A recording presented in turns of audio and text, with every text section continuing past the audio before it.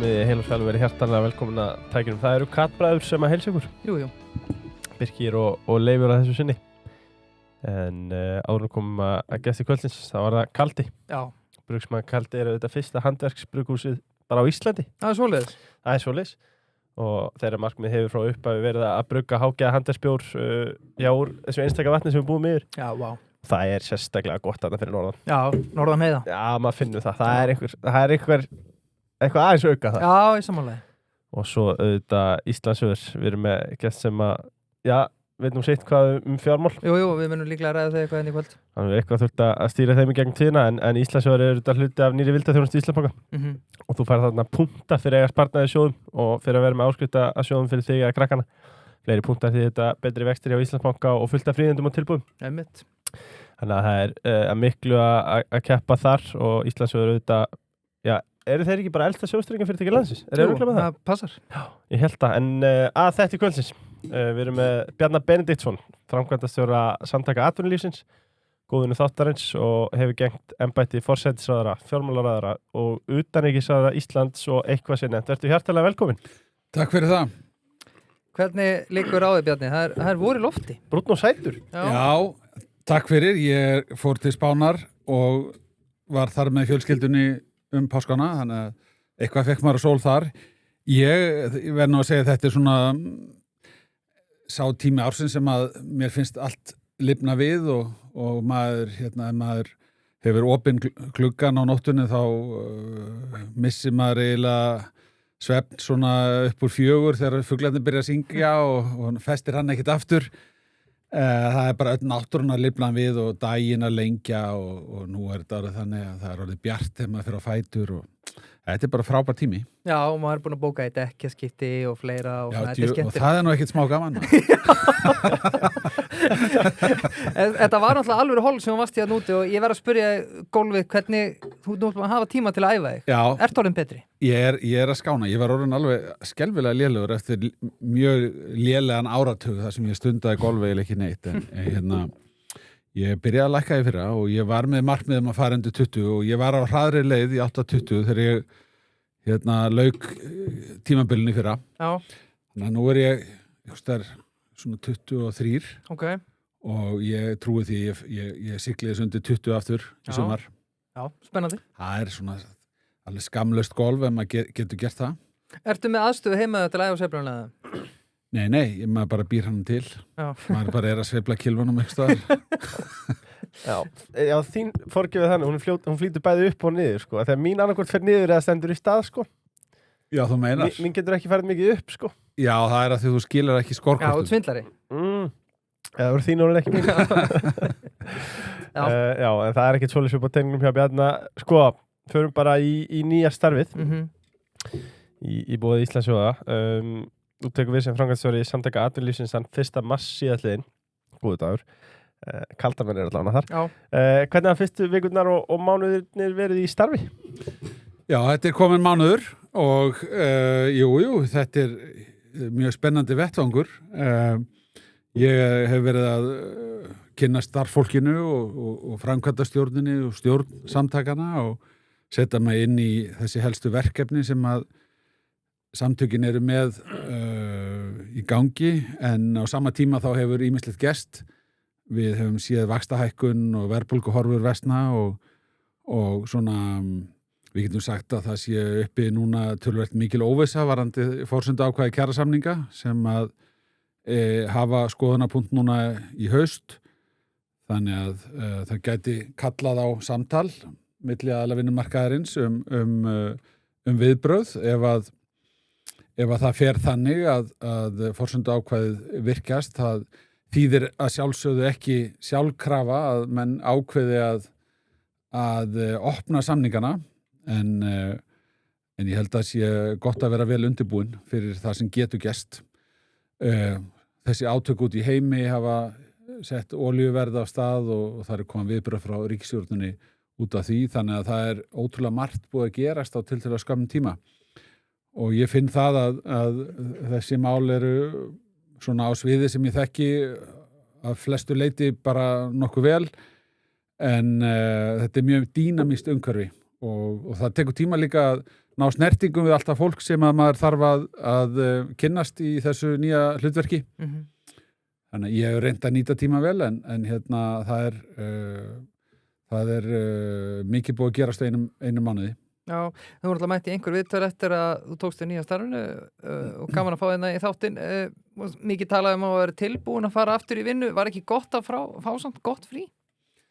Jú, það var ekki bara gott. Ég held að það hefur bara verið algjör lífsnauðsyn fyrir mig. Sko, það er bara þannig að þegar þú ert að gera svona mikla breytingu og eftir þetta langan tíma eins og ég hafði verið í ríkisstjórn og formaði Sjálfstæðisflokksins að þá er ekkit það er ekkit sjálfgefið og getið stokkið og bara vent kvæðin í kross og tekið þær eitthvað nýtt og byrja þar að fullum krafti. Það þarf bara dálítið að hlaða aftur batterín. Og svo skuldaði ég líka tíma með familíunni, með mínum nánustu.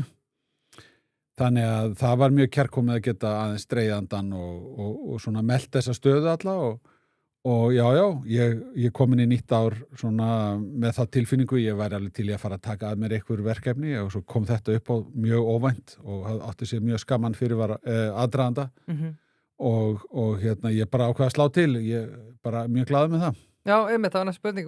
Þurftur að hugsa það lengi um? Nei, ég sjálf sér ekki, af því ég hafði svona séð það fyrir mér að það væri rétt að vera opinn gagnvart því sem kem upp. Og mér leist vel á það sem var lagt svona fyrir mig þegar þetta barst í tal. Ég veit líka að það er mjög öflugt fólk sem er í húsi atvinnulífsins á öllum hæðum og þetta er kraftmikil samtök sem eru þar að störfum, þannig að það hlaut líka að vera spennandi. Stundum var ég gestur þar í mínu fyrra hlutverki og á þingjunu þá vorum við að taka við erindum og maður sá að það er mikið fagmennska og metnaður í öllu þessu starfi. Þannig að það var bara á alla kanta spennandi, jákvætt að fá tækifæri til þess að taka þátt í því. Já. Ég má til með að spyrja þig, sko, þú ert auðvitað með svakalega fyrirskrá og merkilegu maður. Var ekkert verið að reyna að kroppi í annars staðar frá úr atvinnu og kýtla ekkert að fara í rekstur? Aftur? Ég veit ekki hvað ég skal segja, sko. Rekstur út af fyrir sig var ekki eitthvað sjálfstætt markmið. Ef að það hefði eitthvað sem að höfðaði til mín borist í tal, þá hefði ég örugglega skoðað það. Það var bara ekki að gerast. Ég var svo sem ekkert heldur mikið að leita. En ég sá fyrir mér svona á þessu ári kannski fara að huga því hvernig maður vildi beita kröftum sínum og hver veit hvað hefði komið upp á. Í fyrra þá var ég nú bara sem sagt mjög ákveðið að svona draga mig í hlé og bara vera að hugsa aðra hluti og það gekk betur heldur en ég átti kannski von á að slíta þessu lausan og hætta að lesa allt sem skrifað er, hætta að lesa öll blöð og hlusta á alla fréttatíma.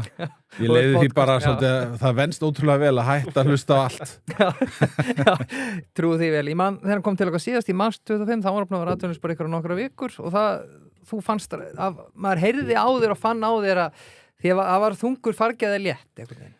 Ég er nú kannski ekki alveg til í að skrifa upp á það. Það var ekkit neinuð fargjað með létt en ég hins vegar var bara mjög sáttur við þá ákvörðun. Já, veist, og ég held að hún hafi bæði verið góð fyrir mig og ég held að fyrir stjórnmálasamtök þá verði alltaf að eiga sér stað ykkur endurnýjun og ég hafði verið lengi og það voru mikil tímamót í stjórnmálunum. Það var að koma ný ríkisstjórn og við vorum að fara þá úr stjórn í fyrsta skipti síðan 2013 og við það verða mikil kaflaskil og ég leit dálítið þannig á að ef ég segði, heyrðu, ég vil fá að leiða flokkin þetta kjörtímabil að þá myndi það þýða að ég væri tilbúin til þess að taka næstu kosningar líka og ég væri að hefja undirbúning að því að koma flokknum aftur til valda í ríkisstjórn og ég var bara einfaldlega ekki tilbúin til að skuldbinda mig svona langt fram í tíman og ég hugsaði með mér, það er langbest að hafa bara hreina línur og stíga núna til hliðar, gefa öðru fólki tækifæri til þess að hafa áhrif á stjórnarandstöðu árin og uppbygginguna í flokkstarfinu. Klart. Sko fyrir hlustendur sem er að hlusta, það leynist engum hvar þú ert á pólitíska litrónu, þú ert sjálfstæðismaður, búin að formaður Sjálfstæðisflokksins í mörg ár og varstu þetta forsætisráðherra annað. Er framkvæmdastjóri SA, er þetta pólitískt embætti á maður að hafa áhyggjur af, eða sérst, heldur einhver hafi áhyggjur af þinni pólitísku fortíð eða eitthvað slíkt? Ég skal ekki segja, ég meina að því marki sem að menn hafa eitthvað áhyggjur af því, þá verður maður bara að vinna bug á því með sinni framgöngu og þeim áherslum sem að maður tala fyrir, hvernig maður tekur á ágreiningsefnum og reynir að finna lausnir. Ég er í þessu til þess að gera gagn og maður gerir gagn með því að sinna auðvitað fyrst og fremst því hlutverki sem manni hefur verið falið fyrir hönd samtakana, að eiga í þessu samtali á vinnumarkaði og koma fram fyrir hönd samtakana vegna mála sem er verið að vinna að, til dæmis á þinginu. Það er hagsmunagæsla af ýmsu tagi og þar verður maður að endurspegla þá rödd sem að atvinnulífið vill að heyrist og ég get ekkit látið það komur óvart að einhverjir muni segja að þarna er nú verið að tala fyrir pólitískri samfæringu, en maður verður bara að hlusta eftir rökum sko. Og staðreynd málsins er svo að ég er bara að vinna fyrir mína umbjóðendur og vonast til þess að menn bara virði verkin og þau sem sagt verði lögð til grundvallar þegar menn gera þessi mál upp. Já, lokaspurningin var þetta, búin að vera ráðherra, formaður Sjálfstæðisflokksins, bara búin að vera mánuði í starfi, mikill munur á störfunum? Já, mikil ósköp, það er þetta grundvallar munur á því. Sko,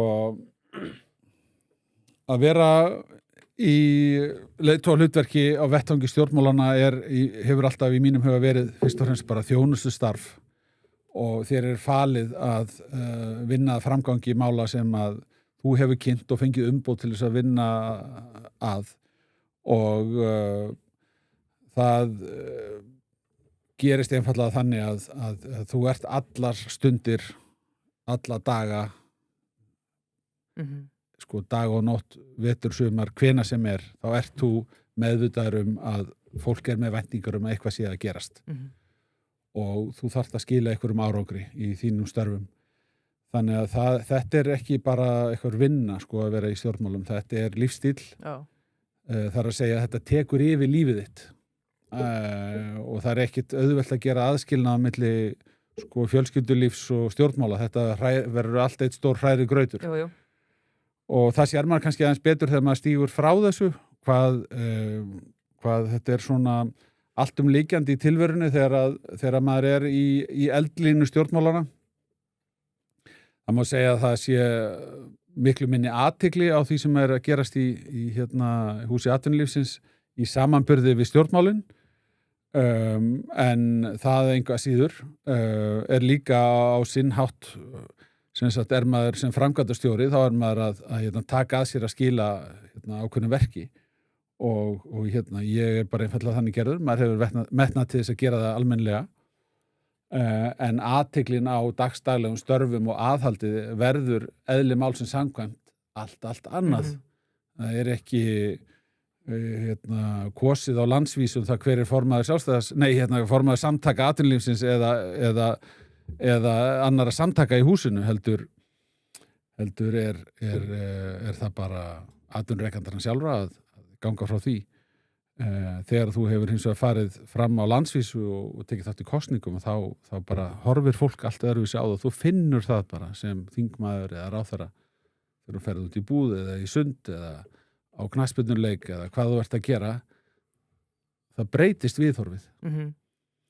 Það er nánast eins og þú sért í ósýnulegum einhverjum valdabúningi og maður spyr sér stundum af hverju fólk er meira upptekið af þessu heldur en maður sjálfur sko. Já.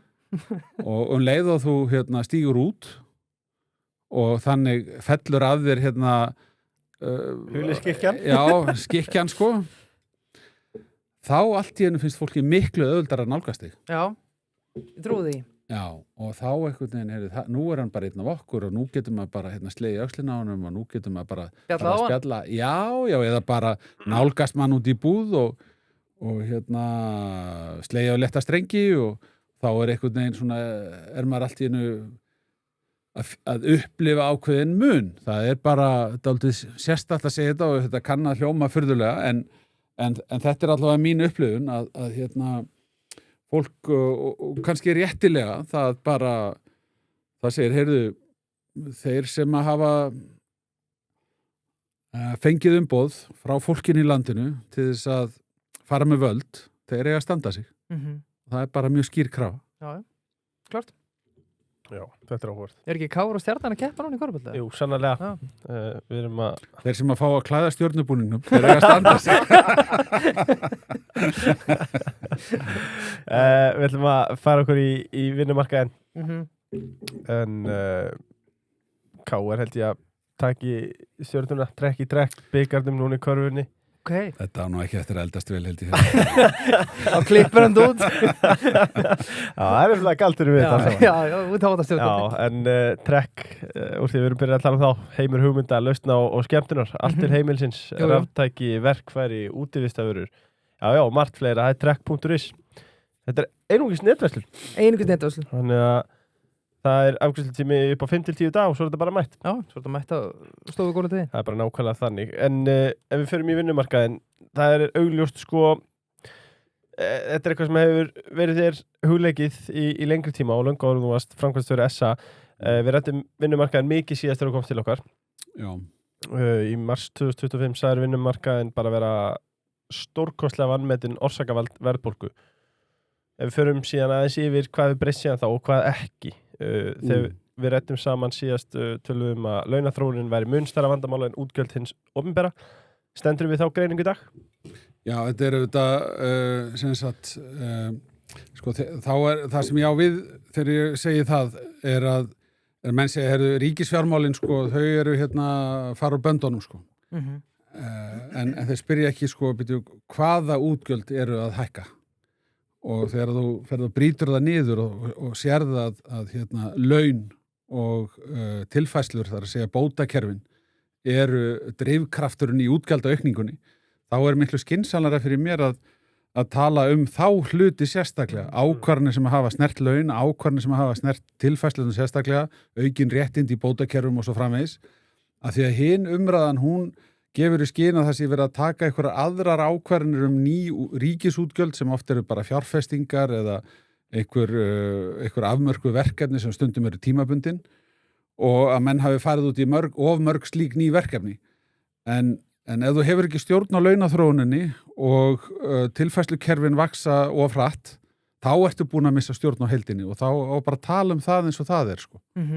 Við sjáum það bara núna, þeim að tala höfrungarlöf sem við rættum síðastur og komst.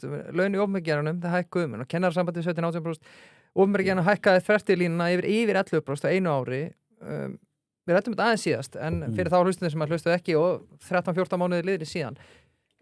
Eins og þú rætti þá, þarf ekki fjárheimildi til að veita svona auknar hækkunis, eða hvað? Jú, það er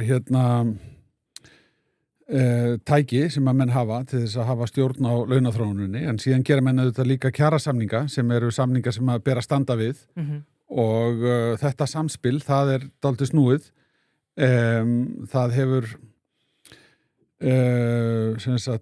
við getum talað annars vegar um ríkisaðila sem eru á fjárlögum og eru reknir fyrir fjárheimildir bara inn í A-hluta ríkissjóðs og þar ættu menn að þurfa að bara aðlaga sig að fjárheimildum og eftir atvikum gera ráðstafan í starfsmannamálum ef að fjárheimildir er ekki til staðar til þess að halda sig innan ramma fjárlagana. Svo ertu með alveg ara grú af öðrum ríkisaðilum sem eru ekki háðir fjárheimildum fjárlaga heldur eru með sjálfstæðan fjárhag, sjálfstæða tekjustofna eru jafnvel hlutafélög í opinberri eigu og þar gilda eins önnur lögmál og það hefur verið allt og rík tilhneiging til þess að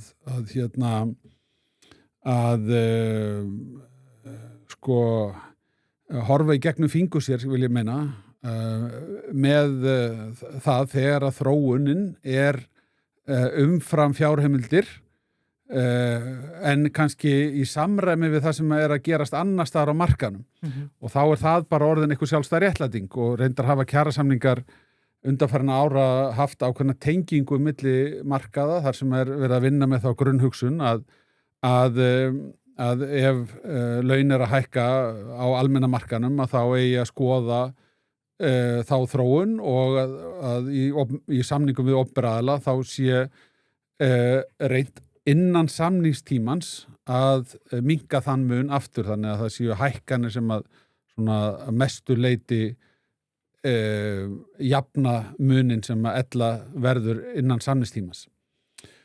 Þetta svo sem ágætis viðleitni til þess að þegar þær aðstöðu skapast það verður ekki of mikið misgengi milli markaða segjum til dæmis 4 ára samningstíma.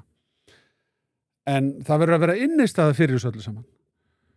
Og það sem að við erum með í höndunum í dag eru í raun og veru launaþróunar tölur sem að segja okkur að við erum ekki bara að fara fram úr kostnaðarmati kjarasamninga einu sinni enn.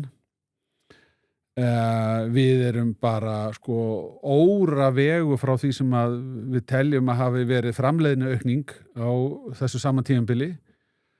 Við erum auðvitað með dæmi samninga sem að alls ekkert voru að fylgja merkjunu eins og þið voru aðeins að vísa til og svo erum við bara með heildar niðurstöðu sem að sker sig úr í samanburði þjóða. Við getum litið til Norðurlandana eða þú getur tekið miklu stærra samhengi í því efni og þá sérðu að launaþróunin á Íslandi bara úr öllu korti í alþjóðlegum samanburði. Launin semst hér hækka langt umfram það sem að gerast annars staðar og nú svo komið að menn segja að launin á Íslandi séu þau hæstu í heimi.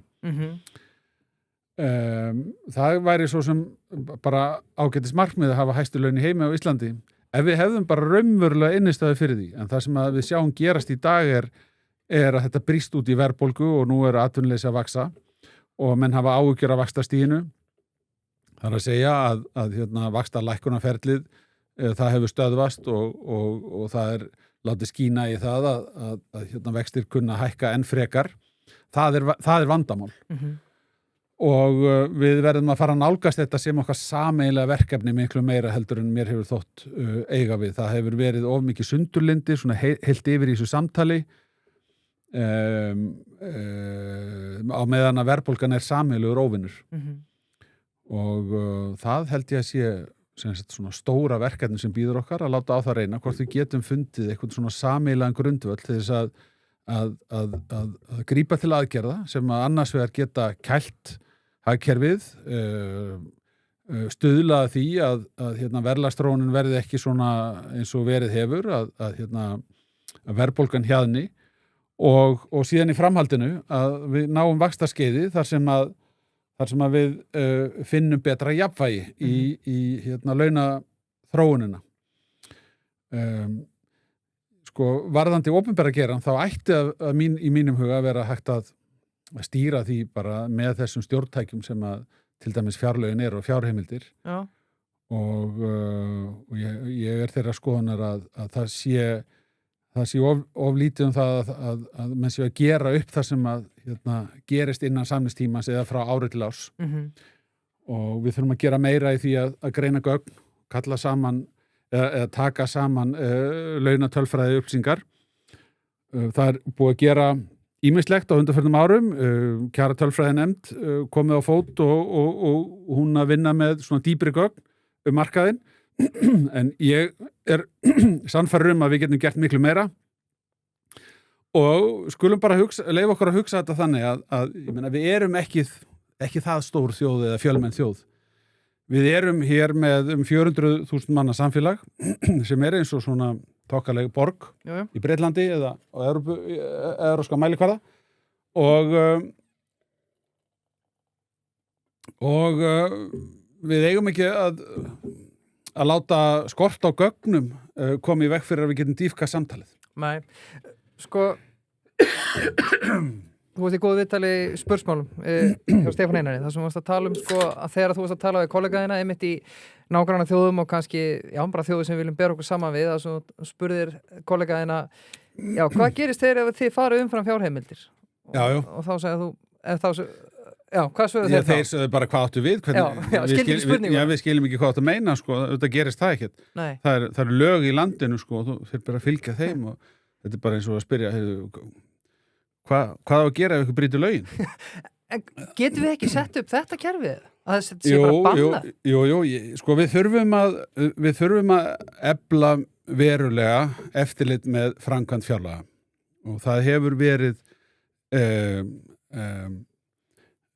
oflítið svona hvað er að segja ég myndi vilja segja sko að það hafi ekki skapast menning almennileg fyrir því bara inn í þinginu og innan ríkisstjórna yfir mjög langt tímabil að fylgja þeirri grundvallarhugsun sem að lagt hefur verið upp með undanfarna áratugi að við séum hér í ramma fjárlagagerð þar sem að fagráðuneytin eiga að bera ábyrgð á fjármálum allra sinna undir stofnana og eitthvert verða þau að svara fyrir þá ábyrgð og það er þá þingið og við sjáum mjög lítið samtal eiga sér stað á þinginu nema þá bara fjárskort og þá er yfirleitt tónnin í þinginu nú þurfum við að útvega frekari fjárheimildir frekar heldur en við viljum að ríkisstofnanir haldi sig innan rammans sem að við settum fyrir skömmu síðan þetta er ekki eitthvað sem þú getur gert með báðvaldi á einni nóttu heldur það þarf að skapast sko andrúmsloft og ákveðin svona menning og þaðan síðan venjur og hefðir í þinginu og við sjáum þetta á ólíkum þingum, ég menna til dæmis í Þýskaland er þetta mjög skýrt að þeir hafa þessa Schuldenbremse sem þeir eru með, skuldabremsuna og hún, þú veist, það er ekki umdelt mál eins og maður myndi ætla að gæti orðið, heldur hefur það verið svolítið svona leiðandi fyrir stefnumörkun.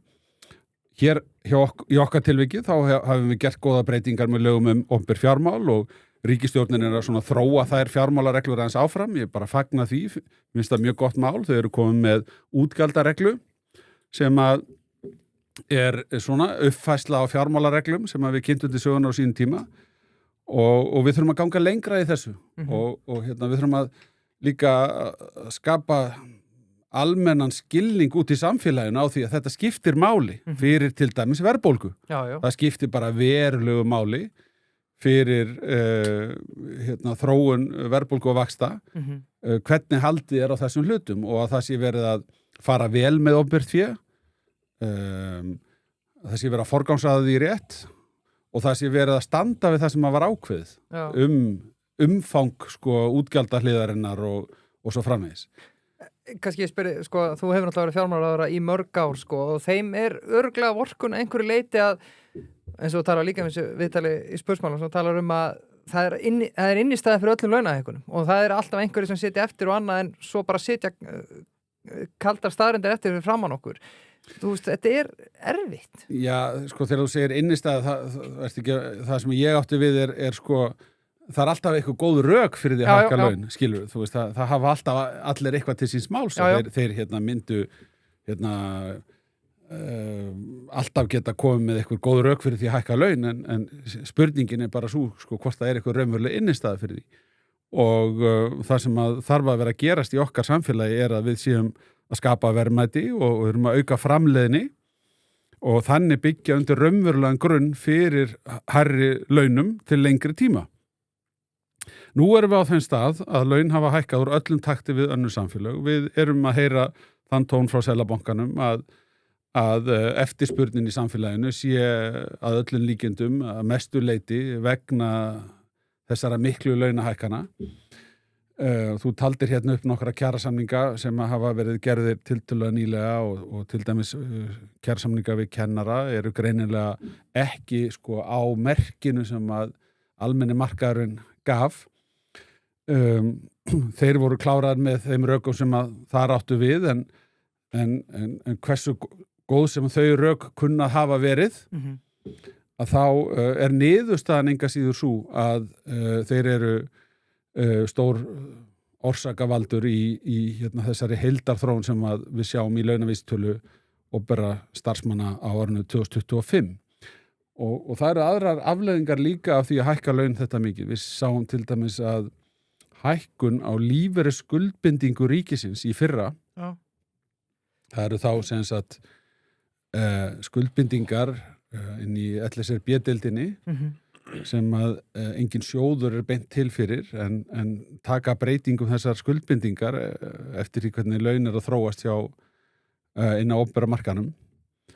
Hækkunin vegna þess hvernig laun þróuðust hjá opinbera markanum í fyrra, hún sýndist mér hafa verið 60 milljarðar í fyrra. Skuldbinding ríkisins vegna ófjármagnara lífeyrisskuldbindinga jókst 60 milljarða á því ári. Þetta erum við ekki mikið að tala um. Nei. Og satt best að segja, sko, menn að við til dæmis lítum til þess sem að ríkisstjórnin kynnti núna í síðustu viku, þar sem að var gripið til aðgerða til þess að stemma stigu við hækkandi eldsneytisverði, sem út af fyrir sig ágætis aðgerð og ég bara segi það fullum fettum, það jákvætt skref að hafa þannig áhrif á þróun vísitölunar. Og þá var þar líka verið að kynna aðrar aðgerðir eins og 500 milljónir inn í orkusjóð til þess að styðja við orkuskipti eða að loka hleðslugatinu eins og þau orða það.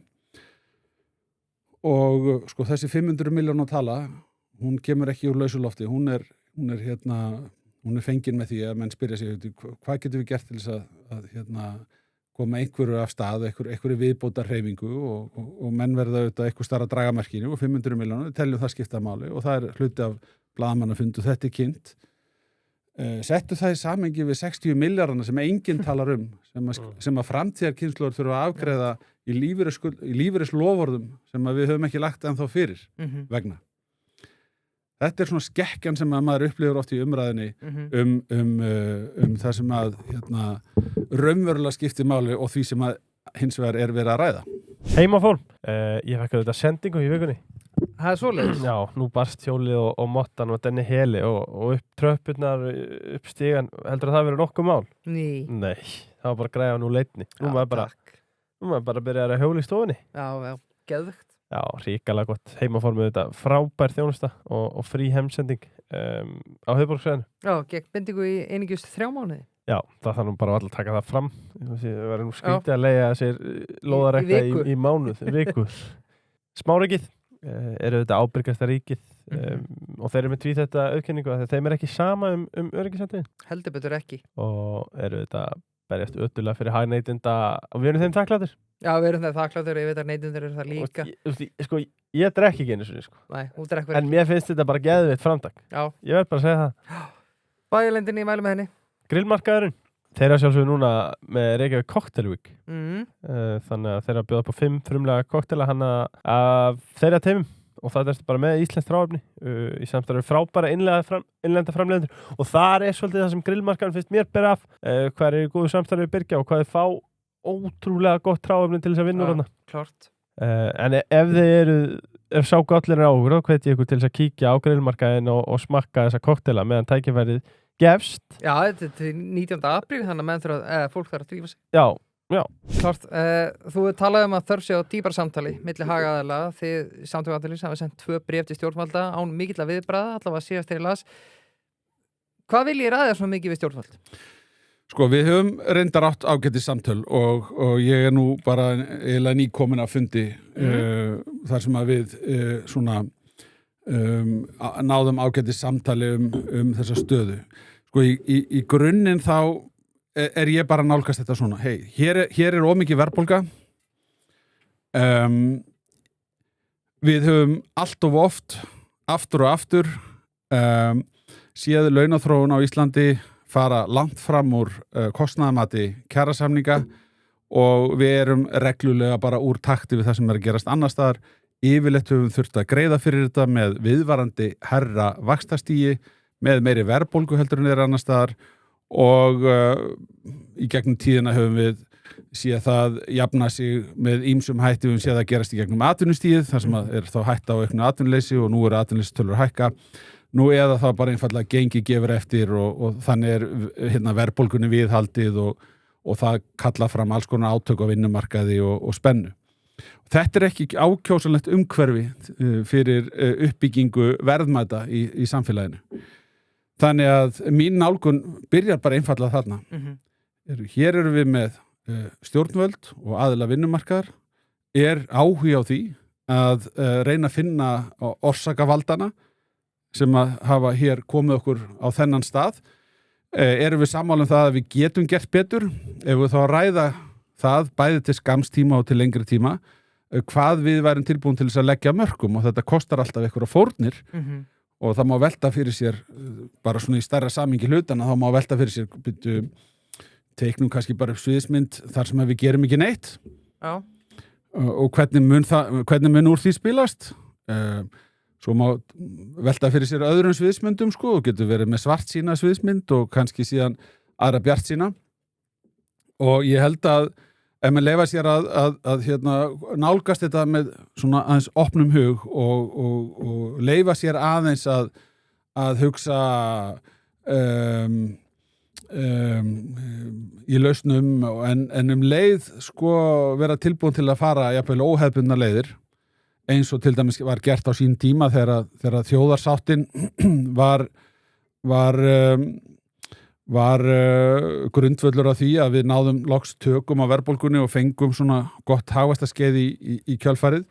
Ég er ekki að segja aðstæður í dag séu nákvæmlega eins og þá átti við og það var þetta miklu erfiðara tímabil sem að hafði verið áratugin þar á undan og margt ólíkt í mörgu tilliti í dag borið saman við þann tíma. En það er samt ágætis fordæmi, ágætis dæmi um það að ef menn taka höndum saman þá er hægt að breyta ýmsu. Og hérna er mjög mikilvægt að hafa það í huga að þá, sögðu menn, það hefur ekki skilað miklu að tífalda launin á áratug. Að því á endanum þá snýst þetta bara um kaupmáttinn. Og með nákvæmlega sama hætti, þá myndum við segja núna, heyrðu, nú erum við komið með gríðarlega mikinn kaupmátt og mikil hætt á því að við höfum jafnvel tekið meira út en innistæðir fyrir. Þess vegna sjáum við fram á verðbólgu og þverrandi samkeppnishæfni landsins. Útflutningsgreinarnar hafa notið góðs af því að fiskverð er hátt og álverð er hátt og svo framvegis, en nú er það aðeins að breytast með hækkandi olíuverði og þá er að koma aðrir svona kraftar inn í þessa stóru mynd og geta ógnað til dæmis rekstrakostnaður hjá segjum flugfélögum getur orðið mun meiri af þessum sökum og svo getur komið verðbólga í Evrópu sem við þurfum að flytja inn og það er alls konar ógnir nýjar sem við erum að horfast í augu við bara á síðustu vikum. En staðan er semst svo að í staðis að vera að koma úr einhverju óða verðbólgutímabili þá erum við ennþá með mjög há lífskjör, við erum ennþá með gríðarlega mikinn kaupmátt og í mínum huga er þá verkefni það að viðurkenna það og reyna eins og hægt er að verja þann kaupmátt, tryggja það að hér séum við að ekki að glutra niður lífsgæðum fyrir aðgerðarleysi, ekki leyfa bara leyfa hlutunum bara að spilast einhvern veginn og sigla svo bara öllun í einhvern átaka farveg, heldur að taka utan þessa stöðu, reyna að stjórna atburðarásinni og ég held að sé hægt að láta margt gott að sér leiða og það er bara ekki orðið tímabært að fara að úttala sig um það hér í einhverju hlaðvarpi hvað kemur til greina vegna þess að eðli svona samtals byggir nú meðal annars á svona ákveðnu trúnaði og trausti og við þurfum að leyfa okkur að þroska það samtal svona bara milli þeirra sem þar koma að málum og sjá hvað við getum svona framkallað með því samtali en í stuttu máli þá snýst þetta bara um þetta er ekkit flóknar en það að verðbólgan er að ógna lífskjörunum, vextirnir leggjast mjög þungt á heimilin og atvinnustarfsemina, það kostar líka ríkissjóð og sveitafélögin gríðarlega fjárhæðir að þurfa að endurfjármagna sig í gjaldmiðli með háum vöxtum til langstíma. Það er allra hagur að leita leiða til þess að draga úr verðbólgu væntingum, grípa mögulega til aðgerða sem geta slegið niður verðbólgu til skamstíma en leið horfa til lengri tíma og spyrja verklag, gagnavinnslu, gagnasöfnun, gagnaúrvinnslu til þess að leggja grunna betri ákvarðanatöku inn í framtíðina. Þetta er svona eins og ég horfi á það. Ég held líka á margan hátt séu við heppin þjóð. Já. Það er ekki þannig að það sé allstaðar þar sem að menn þurfa svona að fást við erfiðleika að það séu augljóst tækifæri í stöðunni. Við eigum ennþá mjög mikil tækifæri á Íslandi til þess að halda áfram að vaksa. Það eru tækifæri til þess að nýta auðlindir enn betur og skapa ný verðmæti til dæmis með grænni orkuöflun og þannig getum við fengið hagkerfið aftur í vöxt og við getum fjölga störfum og getum skapað verðmætt störf og svo framvegis. Þurfum bara fyrst að skapa aðeins stöðugri skilyrði en þær aðstæður ekkit sjálfsagðar í öðrum löndum og miklu dýpri kreppa sem að víða blasir við þegar að menn að leita leiða til þess að vinda ofan af vanda sem að þar hefur safnast í sumum löndum saman yfir lengra tímabil. Lítill hagvöxtur í mörgum löndum og engin fyrirsjáanlegur hagvöxtur heldur. Nei. Ítalía dæmi það, kannski 0,5% hagvöxtur ár eftir ár. Já. Bara einn til að slútta þessu, af því að það er mikið talað fílinn í herbygginu sem eru þetta opinbera gerin sem eins og segi 11% hækkun yfir línuna. Almenni gerin, hann hefur auðvitað verið töluvert lægri, en er þróunin þar, er hún sjálfbær? Nei, ég myndi ekki segja það og þá er ég bara að vísa til þess að við erum komin langt fram úr því sem að var kostnaðarmat síðustu kjarasamninga og þar voru menn að spila út rúmlega öllu því svigrúmi sem að þá var talið vera til staðar. Hins vegar er þetta ekki alveg svona einföld mynd vegna þess að auðvitað erum við í ólíkum atvinnugeirum og greinarnar eru margar innan atvinnulífsins. Þegar að fiskverð er mjög hátt þá gengur betur í sjávarútvegi. En það þýðir ekkert að það gagnist endilega hótelrekstraraðalum. Nei. Og ef þú ert með lítið iðnaðarfyrirtæki í framleiðslu og kannski bara, sem að taki bara eitthvað dæmið út að framleiða glugga eða gler eða flytja inn hurðahúna eða hvað það kann að vera. Eitthvað stærri byggingageranum. Þá duga lítið að benda á hátt fiskverð. Launaþróunin svo sem að við erum að tala er almenna launaþróun heilt yfir alla markaði og þar hefur þróunin verið langt umfram það sem við teljum að sé svigrúm og mælingar á framleiðin er ekki að styðja þessa launahækkanir. Þess vegna hef ég sagt bara blákalt. Mér sýnist að hafi verið of mikið tekið út. Já. Og ég væri ekki heiðarlegur ef ég þættist geta tala fyrir því að við getum sótt meira, við getum gengið lengra í launahækkunum. Ég þvert á móti. Ég er hræddur að við munum vera þvingu til þess að skila þessu með einhverjum hætti. Sögulega hefur það gerst í gegnum veikara gengi, í gegnum verðbólgu, í gegnum atvinnuleysi. Þetta eru allt farvegir sem eru þekktir og við viljum ekki láta á það reyna. Við höfum ákveðna skyldu til þess að gera allt sem við getum til þess að milda þau áhrif og verja störfin og verja kaupmáttinn sem að þó er til staðar enn í dag. Stuðla að lækkun vaxta. Lægri vextir eru bein kjarabót, ekki bara fyrir heimilin, heldur líka fyrir alla atvinnustarfsemi og fyrir hið opinbera. Klart. Já, mjög gott. Mjög gott. ætlum að fara okkur í aðra sjálma. Þú ert að fara eitthvað allt annað. Já, ég krifið þetta til merkir, ég held að bara komin tíma næsta mál. Það er sjáum til. ríkisstjórnar í október 2024 í búið Sessor, Birgit út auðvitað Sessor, nautur minn. Já, góður. Já, takk fyrir að hlæja fjand, það var ekki sjálfsagt. Nei, það var ekki sjálfsagt þetta. Sessor tekið saman fólk og tækni, starfstöður í Kópavogi, Vestmannaeyjum og Húsavík, Sessor.is og þar auðvitað teymi, já, sem er sko... Gaman að séu Húsavík og Vestmannaeyjum. Já, þetta eru skemmtileg stær. Já. Það er líka bara þeir eru að vinna remotely og bara snillingar. Já, algjörlega. Og þeir eru auðvitað með hagsmuni viðskiptaverðins fyrst og fremst að leiðarljósi, en Sessor ætlar að spyrja á einu opinni. Sko, vitandi það sem þú veist í dag, Bjarni, hefur tekið sömu ákvörðun og slitið ríkisstjórninni í október 2024? Já, aldrei efast að ég var að gera rétt þá. Það var mjög þungbær ákvörðun og hún var erfið og ég vissi að hún var að valda samstarfsfólki mínu til mjög margra ára miklum vonbrigðum. En ég gat einfaldlega ekki látið það stjórna mér. Ég tók ákvörðun sem ég var sannfærður að var rétt og hef aldrei efast að ég hafi gert rétt fyrir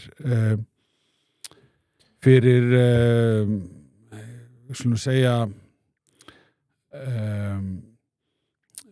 í ákveðnum skilningi bara lýðræði í landinu. Það þurfti bara að brjóta upp þessa stöðu. Við vorum strand eins og ég horfði á það og ég hefði ekki verið heiðarlegur ef ég hefði þóst geta haldið áfram og skilað ávinningi í samræmi við það sem að við sögðumst vera að reyna að gera.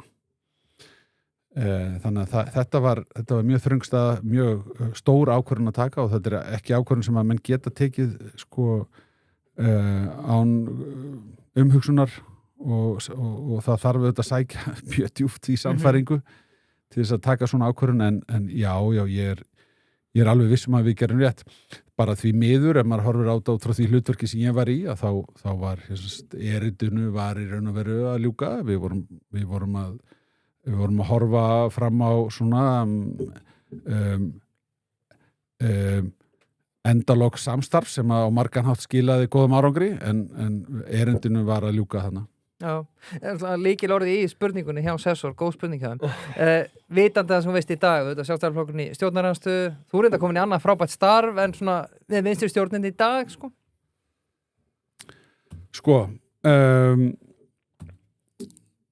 Sjálfstæðarflokkurinn hefur verið mjög lengi í ríkisstjórn og við völd og menn verða að hafa einhverja auðmýkt til þess að undirgangast gangverk lýðræðisins. Stundum menn ekki ríkisstjórn. Þegar ég byrjaði sem formar þá var ég ekki leiða flokk í ríkisstjórn. Við vorum í stjórnarandstöðu og ég hafði enga tryggingar varandi framtíðina. Þvert á móti sá ég ekki annað heldur en að það væri bara rannsóknar skýrslur Alþingis framundan og svo sáum við landsdómsmál og alls konar átök og maður vissi ekkert hvernig myndi spilast úr neinu. Þannig að ég held að sé rétt fyrir bæði mig svona úr þessu hlutverki sem ég var í og fyrir þá sem að nú skipa þingflokkinu og vera að stýra flokknum að bara sættast við það að þetta er staðan við kölluðum eftir kosningum og það var gert uppgjör og ef þú kannt ekki að vinna niðurstöðu lýðræðislegra kosninga þá áttu að fara að finna þér eitthvað annað að gera.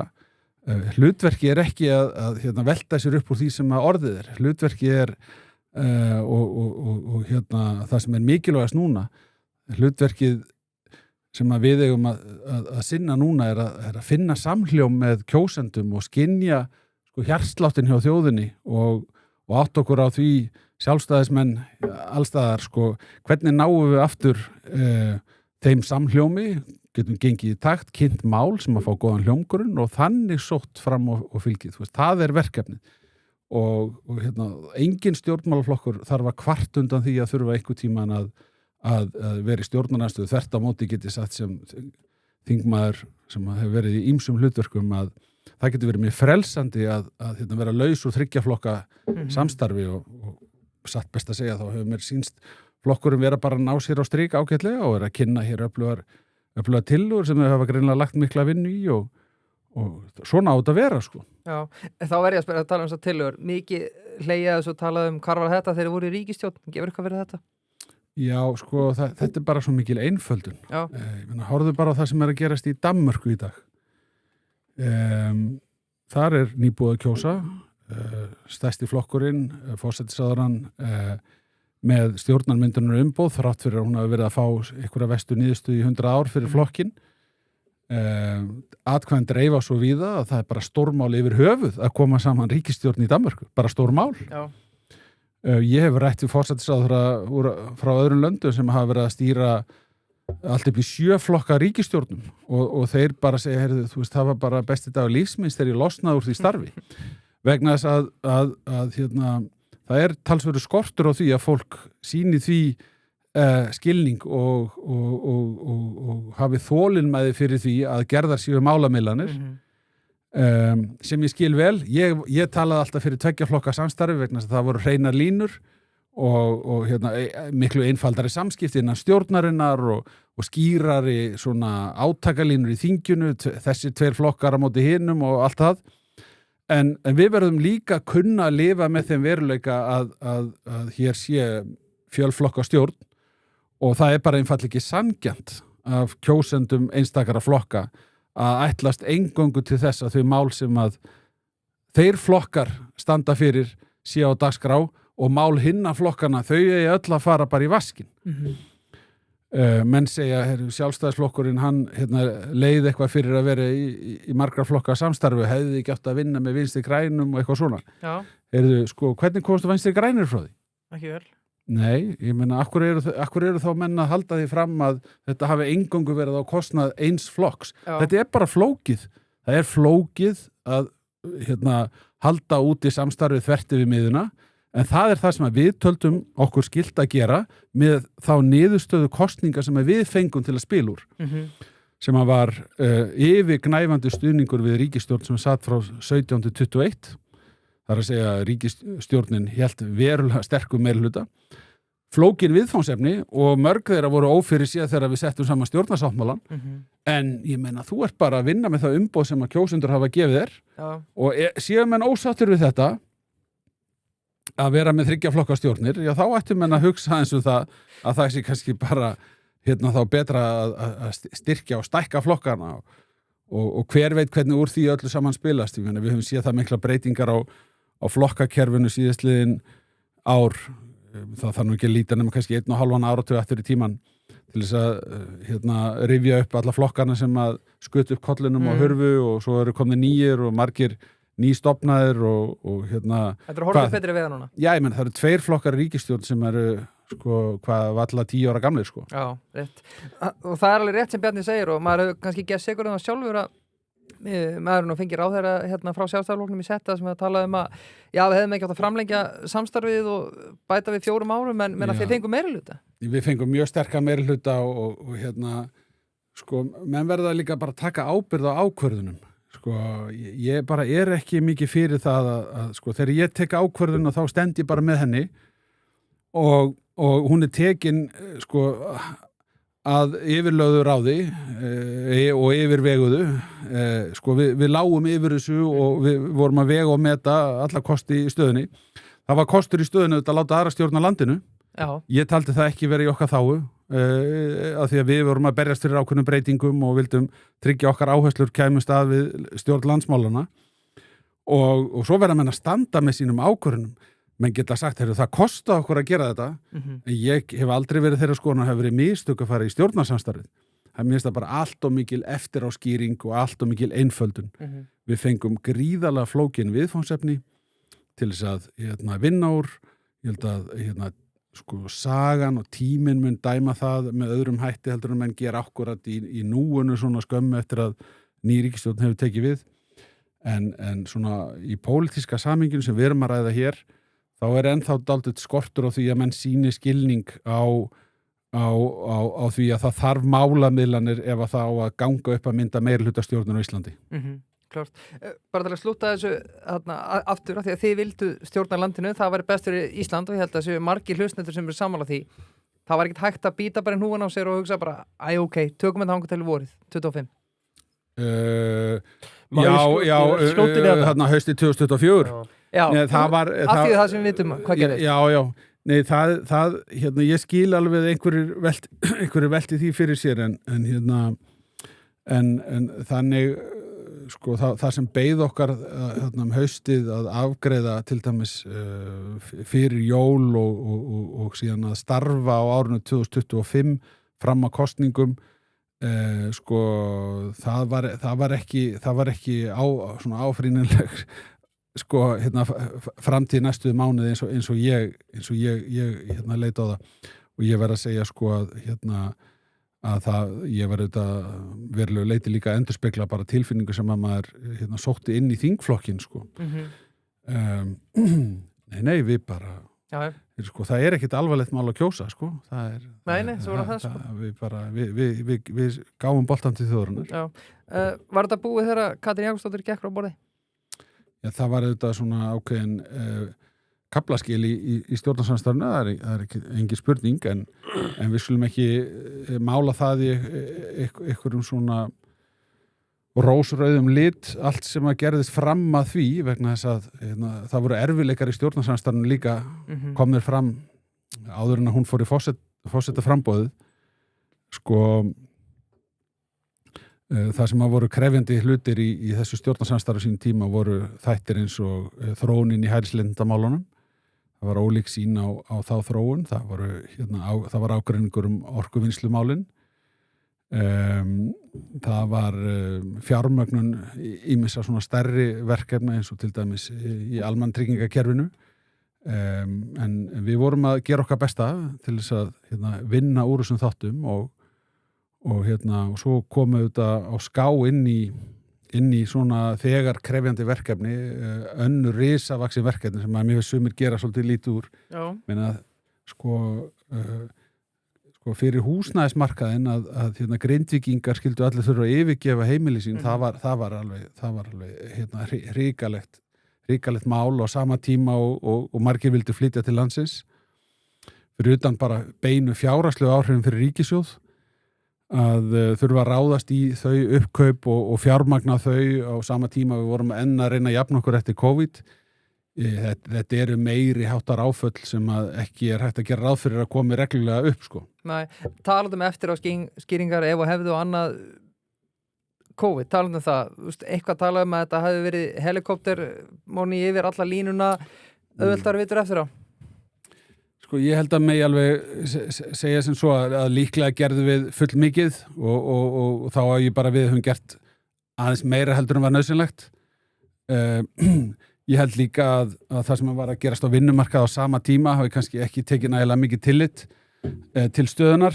Það var verið að hækka laun ofan í nýlega fengna skattahækkanir og svo var Seðlabanki líka með mjög örvandi aðgerðir sem að líklega stóðu of lengi og það er svona bland af öllu þessu fyrir utan auðvitað aðfluttu verðbólguna sem kemur líka inn í þetta eftir Úkraínustríð.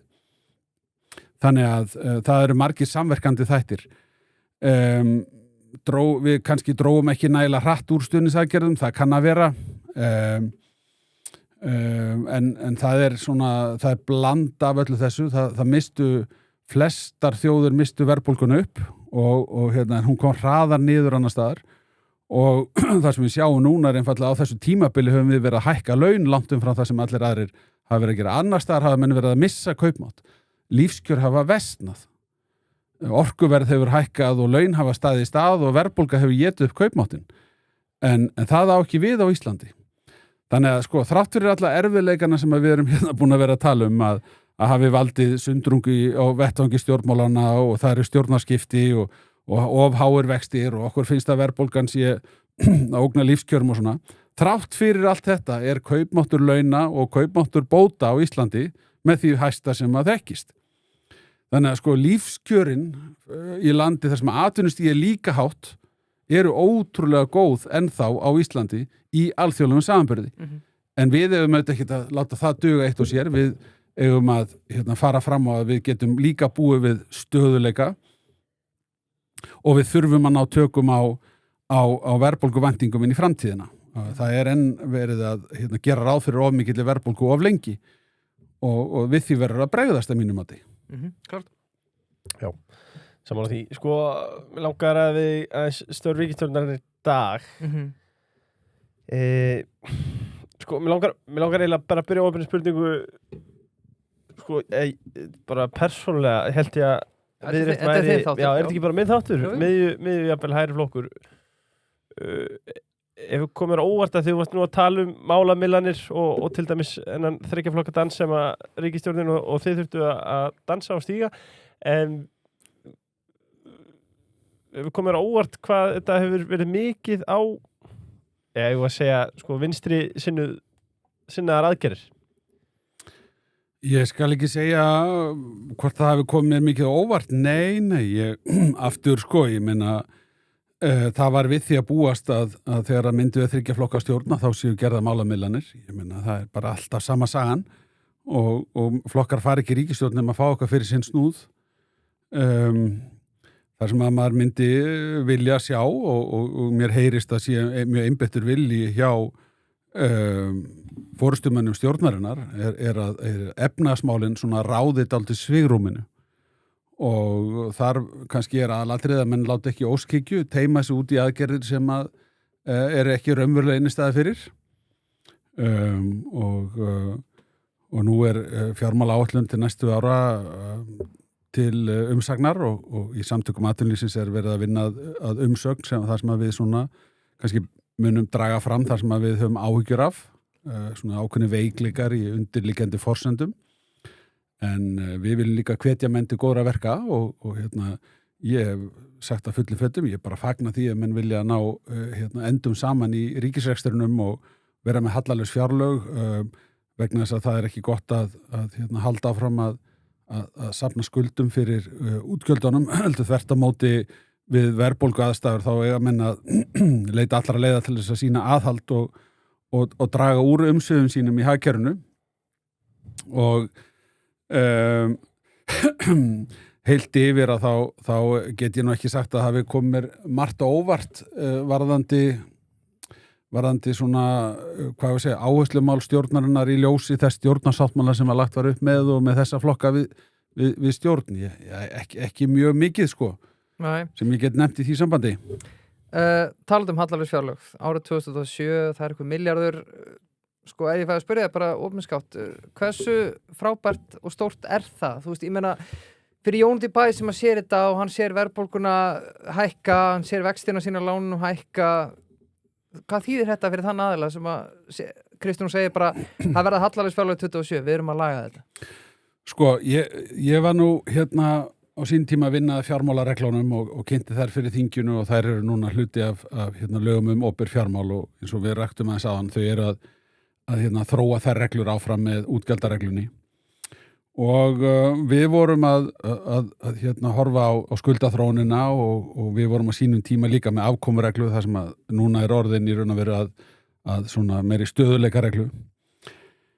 Ég myndi bara heilt yfir vilja segja sko ég held að sé gott merki sem að stjórnin sendir út með því að segja það skiptir máli hvernig afkoma ríkissjóðs hverju sinni. Ég held að það aðal merki sem verið að senda út. Hvort að menn leggja upp með 1 milljarð eða 3 eða 7 eða hvað það sko í rúmlega 1600 milljarða fjárlögum, það auðvitað ekki aðalatrið og ræður engum úrslitum. Stærðirnar sem að fara að hreyfa eitthvað í svona stórri fjárlagagerð kannski hlaupa kannski frekar á svona 25-30 milljörðum sko, þá nærður að hreyfa nálina sko. Og þannig að ég myndi vilja segja sko, það svona eitt og sér ekkit úrslita atriði að vera 1 milljarði pluss frekar heldur en 3 milljarði mínus.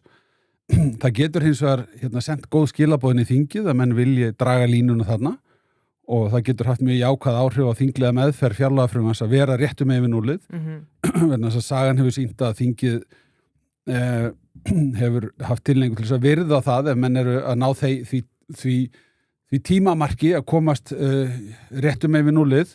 Ég man eftir því frá 2014 og þá lagði ég fram fjárlagafrumvarp með 500 milljóna afgangi sem var ekki neitt en það voru tímamót að við vorum að komast aftur í afgang eftir fjármálahrunið og það hafði mjög jákvæð áhrif og það var samstundis samstæð á þingjunum að missa ekki þinglegri meðferð þetta frumvarp aftur í halla. 500 milljónir? Já, það var allur afgangurinn sko í frumvarpinu eins og það var kynnt fyrir þinginu. Svo eru breytingar á tekjuhliðinni, við fórum í frekari álögur á fjármálakerfið sem að þá var enn að stórun hluta til í eigu erlendra aðila, beint og óbeint og með því náðu við að tryggja betri afkomu og svo var hagþróunin á árinu 2014 mun hagfelldari heldur en gert það hefur verið ráð fyrir í frumvarpinu sem að skilaði sér í því að með minnir árið hafi verið gert upp einhvers staðar í kringum 20 milljarða í afgang en sem sagt punkturinn sá að hérna, þar var eitt dæmi að mál kemi fram með minni háttar afgang og þingið það virti það að halda sig réttum yfir núlið. Þannig að ég held að ef við skoðum það bara og ræðum þetta bara út frá svona hagrænum forsendum, þá skiptir það í sjálfu sér engu máli hvort að hallinn 7 milljarðar eða 1 milljarðar í plús, það skiptir engu máli í þessu stóra hagræna samhengi. Það skiptir meira máli hvað ríkissjóður að gera í sinni fjármögnun og hvernig hann að fjármagna útgjöldin en hins vegar pólitískt og svona sem stefnumörkun og skilaboð inn í þingið og út í samfélagið, þá getur það alveg haft þýðingu og ég myndi nú vilja standa með stjórn sem að leggur upp með það að vera freka með afgang heldur en ekki. Aðalatriði í mínum huga er hvort að hinnar undirliggjandi forsendur fyrir þeirri niðurstöðu eru sterkar eða veikar. Og mér sýnist svona í sumu tilliti þá séu sumar af þessum undirliggjandi forsendum býsna veikar eins og til dæmis spáin launaþróun, spáin þróun bótana inn í framtíðina. Þetta alltaf vera bara einhver algjöru lágmarki út allan lífstíman. Já, svona mjög minni háttarhækkanir á launum og lítilsáttar, eiginlega engin raunaukning á bótum og síðar hluta tímabilsins. Ef þú stillir skrúðnar svona, þá ekki nema að vona að það sé lítið að gerast útgjaldaliðinu og tekur stóru útgjaldaflokkana sem eru laun og bætur og skrúar það niður í algjört lágmark. Já, það hjálpar við að reyna að bæta afkomuna, en er það raunsætt? Já. Það kannski stóra spurningin. Ég held að það sé ekki raunsætt ef þú ætlar ekki að láta fylgja einhverjar aðgerðir til þess að tryggja að það nái fram að ganga. Já. Sko, það eitt sem er gaman að hafa Bjarna hérna og mikið er gaman að spjalla við hann. Sko, það var tólið áhugaverð umræða sem átt sér stað þegar valkyrjurnar voru að taka við völdum. Það sem að töluðum að það tekið við mun verra búi en það byggust við. Já, það engin sem er betur að svara þessu heldur en þú. Er eitthvað til í því? Sko, þú ert vantarlega að vísa í það sem sagt var í stjórnarmyndunar viðræðunum fyrir árum á 2024. Já, ég man þetta mjög vel. Því var haldið fram að það var að tefja myndun stjórnarinnar að afkoman væri verri heldur en menn hefur gert ráð fyrir og útlitið fyrir árið 2025. En nei, ég meina tölurnar tala sínu máli þegar árið 2025 var gert upp og þegar var komið vel inn á það ára þá komið þetta í ljós að bæði á tekju og gjaldahliðinni þá var staðan miklu betri heldur en fjárlögin gerðu ráð fyrir en því hafði verið haldið fram að hún væri verri heldur en fjárlög gerðu ráð fyrir þannig að þetta eltist nú ekki mjög vel en ég ætla ekki að kenna kannski endilega þessum stjórnmálamönnum það, ég held að þeir hafa bara fengið slæmar upplýsingar innan stjórnkerfinu og þar hafi ýmsar forsendur sem menn voru að gefa sér bara verið út í hött. Já, finnst þér að vera ósangjöld svona, hvað maður að segja, framsetning þegar að tala hallarlaus fjárlög 27 og svo mynda bláum súlum niður að þeir séu loksin á að taka til í fjármálunum? Já, þetta er þetta mjög pólitísk framsetning og ég skal ekkert halda því fram að ég hafi aldrei gert segur að reyna að fegra minn hluti í einhverju samhengi sko. En sagan er þetta svo að það var unnið hér alveg gríðalegt afrek í að hreinsa upp skuldir og styrkja áfallaþol ríkissjóðs fyrir COVID og það var eingöngu vegna þess að við vorum búin að koma skuldarhlutföllunum mjög langt niður umbreyta erlendri stöðu þjóðarbúsins vorum með hagkerfi sem var í góðum vexti og vorum búin að fjölga stóðunum. Það var út af þessu sem að við höfðum bara úthald til þess að fara í gegnum þessar hremmingar sem við síðan lentum í. En að tala það tímabil eins og það hafi bara verið eitthvað pósitísk ákvörðun að eyðum efni fram. Þetta er auðvitað allt veru öfugt sko. Og það þarf ekki annað en að benda bara á það hvað Seðlabankinn var að gera á þessum sama tíma. Hann var líka að örva hagkerfið sko, á þessum sama tíma. Ef að stjórnvöld hefði verið í einhverju rugli með að reka ríkissjóð í halla, þá hefði Seðlabankinn hækkað vexti, ekki sett á í lægstu stöðu í hagsögunni. Við vorum með lægstu vexti sem við séð frá lýðveldisstofnun vegna þess að hagkerfið þurfti örfun og menn hefðu svo miklar áhyggjur af því að 20.000 störf hefðu skolast á hafút og flugvöllurinn var bara nánast lokaður og rosalega óvissa. Myndi koma bóluefni? Já. Hvaða bóluefni? Mun það duga?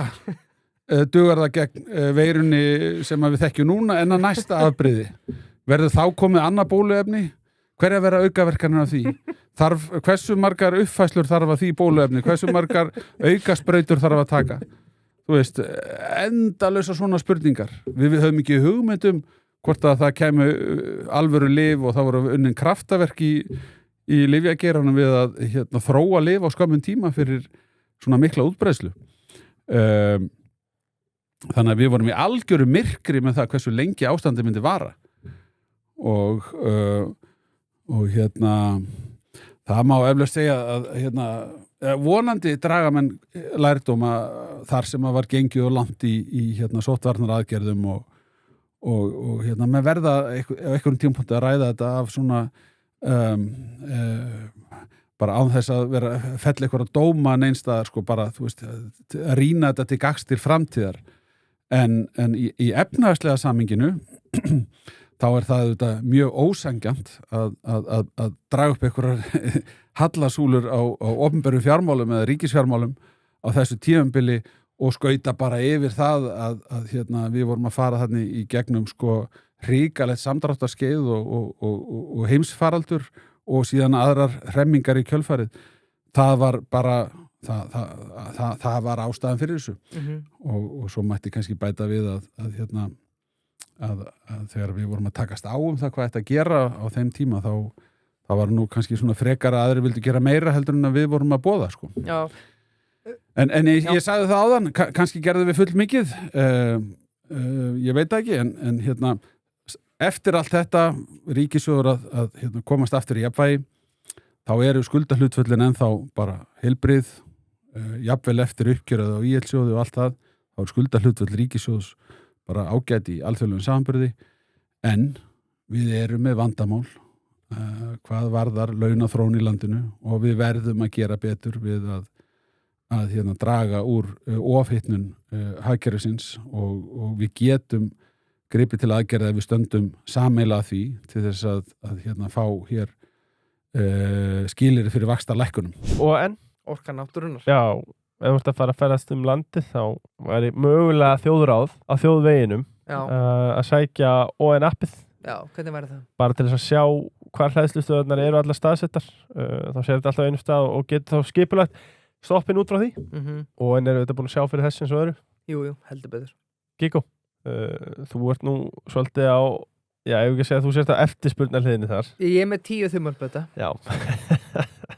Þannig að fyrir þá sem eru kannski handlagnir, þá gæti verið tækifæri og ekkert endilega bara handlagnir bara... Nei, svo er þetta bara bókað líka eða reistustjórnun bara öll gigg milli himins og jarðar má finna á Giggo og þar getur auðvitað auðkendir afrænt. Ég líka bara hvet fólk til að næla sér í Giggo appið, sjá sko giggin sem á lausu því að ég held að sé fullt af fólki að núti sem getur bara heldur betur hjálpa þessu liði. Já og líka ástæðan fyrir þeir eru með rafræn skilríki og þú getur sem sagt auðkendið þannig. Já. Þetta er ekki bara svört mynd með spurningamerki skilur, þú veist það er einhver persóna á bakvið giggið. Sem að kemur í raun og verið vekk fyrir það að sé eitthvað verið svindlaður eða annað, þetta er bara frábært kerfi sem Giggo búin að setja upp. Elko, skoða úrvalið af Lenovo tölvunum í Elko, fyrir fermingarnar maður. Nú voru örgulega mikið af fermingabönnum sem eru búin að prísa sig sæl með nýju Lenovo tölvuna sinni í skólan. Sko ég vissi ekki árið 2006 að væri þetta að fá fartölvu undir 100 áskalli. Nei, það er fáránlegt. Já. Það er bara algjörlega fáránlegt. Og spjaldtölvu undir 50 áskalli. Undir 50 áskalli. Já. En það er hægt í Elko og þið þurfum bara að spyrja mennina og konurnar í bláu skyrtunum með græna bindið. Já, og það er glæsilega fólk. Já, til að slúta þessu. Í kristalkúlun þinni, þannig í október 24, þá kannski var vonandi verið að horfa til betri vegar, bæði lækkun vaxta og annað. Ég verð bara að spyrja þig og setja bara á því stjórnmálafræði glerugun. Af hverju erum við þá í þessu ástandi núna? Hvað er búið að, þetta stríði bara nýbyrjaði með Austurlöndum, af hverju erum við í þessari stöðu núna? Já, ég held að menn hafi, eins og þau sögðu sjálf, kannski byrjað að fagna aðeins og snemma og það var freisting að fara út í aðgerðir sem að menn vildu kannski klára snemma á kjörtíðanbillinu og annað þess áttar. Ég held að við bara kannski þurft að vera með enn aðhaldsamari stefna að jafnvel afgangi bara strax í fyrra og það hefði mögulega haft jákvæð áhrif. Ég meina það eru aðgerðir sem að koma til framkvæmdum áramótin sem að voru ekki að hjálpa þróun vísitölunar. Ég meina vörugjöldin eru besta dæmi það. Ég held líka skattar á leigu, hækkandi skattar á útlegu húsnæðis muni á endan rata út í leiguverðið. Ég meina þú veist gjaldskrárhækkanir og fleira, þetta er ekki að hjálpa en ekki er ég að halda því fram með þessu að þetta hefði bjargað því sem að ég hef verið að ræða hérna sem eitt helsta vandamáli sem er launaþróun í landinu. Og sko, einhverja hluta vegna, þá hefur sú umræða tilhengu til þess að fara skyndilega alltaf að snúast hækkun lægstu launa eingöngu. Ég held að sagans sýni að ef þú hækkar alltaf eingöngu lægstu launa, þá muntu fá launaskrið upp stigann. En það er svo langt frá því að ég telji að það sé eina ástæða þess að við erum með of mikinn launaþrýsting í landinu að það hefur verið slík áhersla í síðustu kjarasamningum. Það er ekki það sem ég er að segja. Ég held að séu margar ástæður fyrir því. Ég held að eftirlitið með launaþróuninni í opinbera geiranum sé ábónda vant. Ég held að það hafi verið gerðir stakir samningar sem voru langt út fyrir merkið. Það sé líka orsakavaldur og svo held ég að menn hafi einfallega verið að vanmeta ástandi. Það bara hafa komið í bakið á mönnum sko, hvernig launaþróunin var í raun og veru á sama tíma og menn voru með væntingar vaxtalækkanir. Þú sér það sko að það er miklu þyngri tónn inn á árinu 2026 núna launaþróun á Íslandi heldur var þegar við vorum að tala að við værum í vaxtalækkunar tímabili. Já, það er rétt. Við værum í vaxtalækkunarferli. Það er bara fyrir nokkrum mánuðum síðan sem það var. En nú erum við að tala launaþróun þrátt fyrir að kjaralótan sé löngu liðin sko. Þannig að þetta er dálítið að koma svona eins og alda, hún eldir okkur uppi og við þurfum að horfast í augu við þetta og vega og meta og það sem að ég vil reyna að gera er að sko taka þátt í því að skapa heilbrigt umhverfi fyrir umræðu raunverulegar orsakir þess að launin þróist svona. Án þess að það þurfa sko ég tel að það muni aldrei leiða til þess að við finnum einhvern eitt sökudólk í þessu. Ég held að þetta sé nokkri þættir sem eru að verka saman. Ég held að sé leki og launaskrið miklu víðar í opera kerfinu heldur en að viðurkennt almennt og ég hef ekki tölu á þeim samtölum sem ég hef átt á einu mánuði sem framkvæmdastjóri Samtaka atvinnulífsins. Þar sem að fólk sem starfandi sem stjórnendur í einkageiranum að segja mér að það hafi tapað í samkeppni við hið opinbera í baráttunni að fá fólk til sín. Já. Það eru óteljandi dæmin sem að ég hef fengið til mín. Eðlilega. Og það er ekki eðlileg staða á vinnumarkaði. Að ríki sé stanslaust að yfirbjóða einkamarkaðin. Þannig á það ekki að vera sko. Nei, klart. Nei, og ofan á það innleiddi ríkið auðvitað tengingubóta almannatrygginga við launavísitölu. Sniðut, já. Komin á það. Bað mikið auðvitað með hátíðistilboð góða burger, franskar og gost. Með útsýni á Alþingishúsi. Já. Það er þetta að fá sér nokkra kalda þar og sjá ekki Bjarnar enda lengur að bana en einhver aðra valgjörðan. Já, og svo er náttúrulega bara íþrótt að veisla með orðinu sko. Já. Masters búið, bestadeildin að byrja. Já, við erum ennþá með körfuboltann og eins og segir bestadeildin að byrja. Planta sér þarna 3-4 skjáir í einu. Já, svo er það krónan. Og ef þú kemst ekki til Ítalíu þá farið Ítalíu bara heim til þín þegar það er ítalski dagar þar, parmaskingur, ostar, pesto, olíusápur og fullt fleira. Vonandi ekki kjötborða sem að hundun og spjarna er búin að borða. Það verður einhver stemning 21. apríl í Flatarhönnu 16-18. Já, það verður einhver ítalsku snillingur þarna. Já, kynningar, smakk og lukkujól held ég. Já. Fá einhver dómara frá ostakefni erlendis og hvernig fólk til þess að gera sér ferð þangað 21. apríl. Já, ég verð mættur. Já, en sko þetta frumvarp sem að nýverið fór í gegnum Alþingi og var samþykkt Þú tala fyrir því að framtíðarstjórn, eða tala það að framtíðarstjórnvöld yrðu bara jafnvel löðbeið til þess að afturkalla þetta. Stendur fastur á því? Já, ég óttast að það verði engin önnur leið sko þegar fram í sækir. Við höfum séð svona aðgerðir leitari lög í öðrum ríkjum. Bretland er ágætis dæmi vegna þess að þar komin einhver áratugur og jafnvel rúmlega það síðan að svona sambarileg lagabreyting var leitt í lög og nú sýnist mér af svona umfjöllum sem ég sé það nýlega menn vera komin að einhuga niðurstöðum að þarna hafi menn algjörlega farið fram á sér og þeir eru síðan búin að missa stjórn á stöðunni. Sko, hérna verða menn að skilja að sko launavísitalan er bara vondur mælikvarði vegna þess að inn í launavísitalunni eru ekki bara launahækkanir eitthvað sem að fólk fær greitt út. Hverju var verið að breyta þetta ef þú bara svaraði fyrir hlustendur? Já, það var verið að segja að frá ári til árs þá ætti bætur almannatrygginga að fylgja launavísitölunni. En þetta var eins og... Já,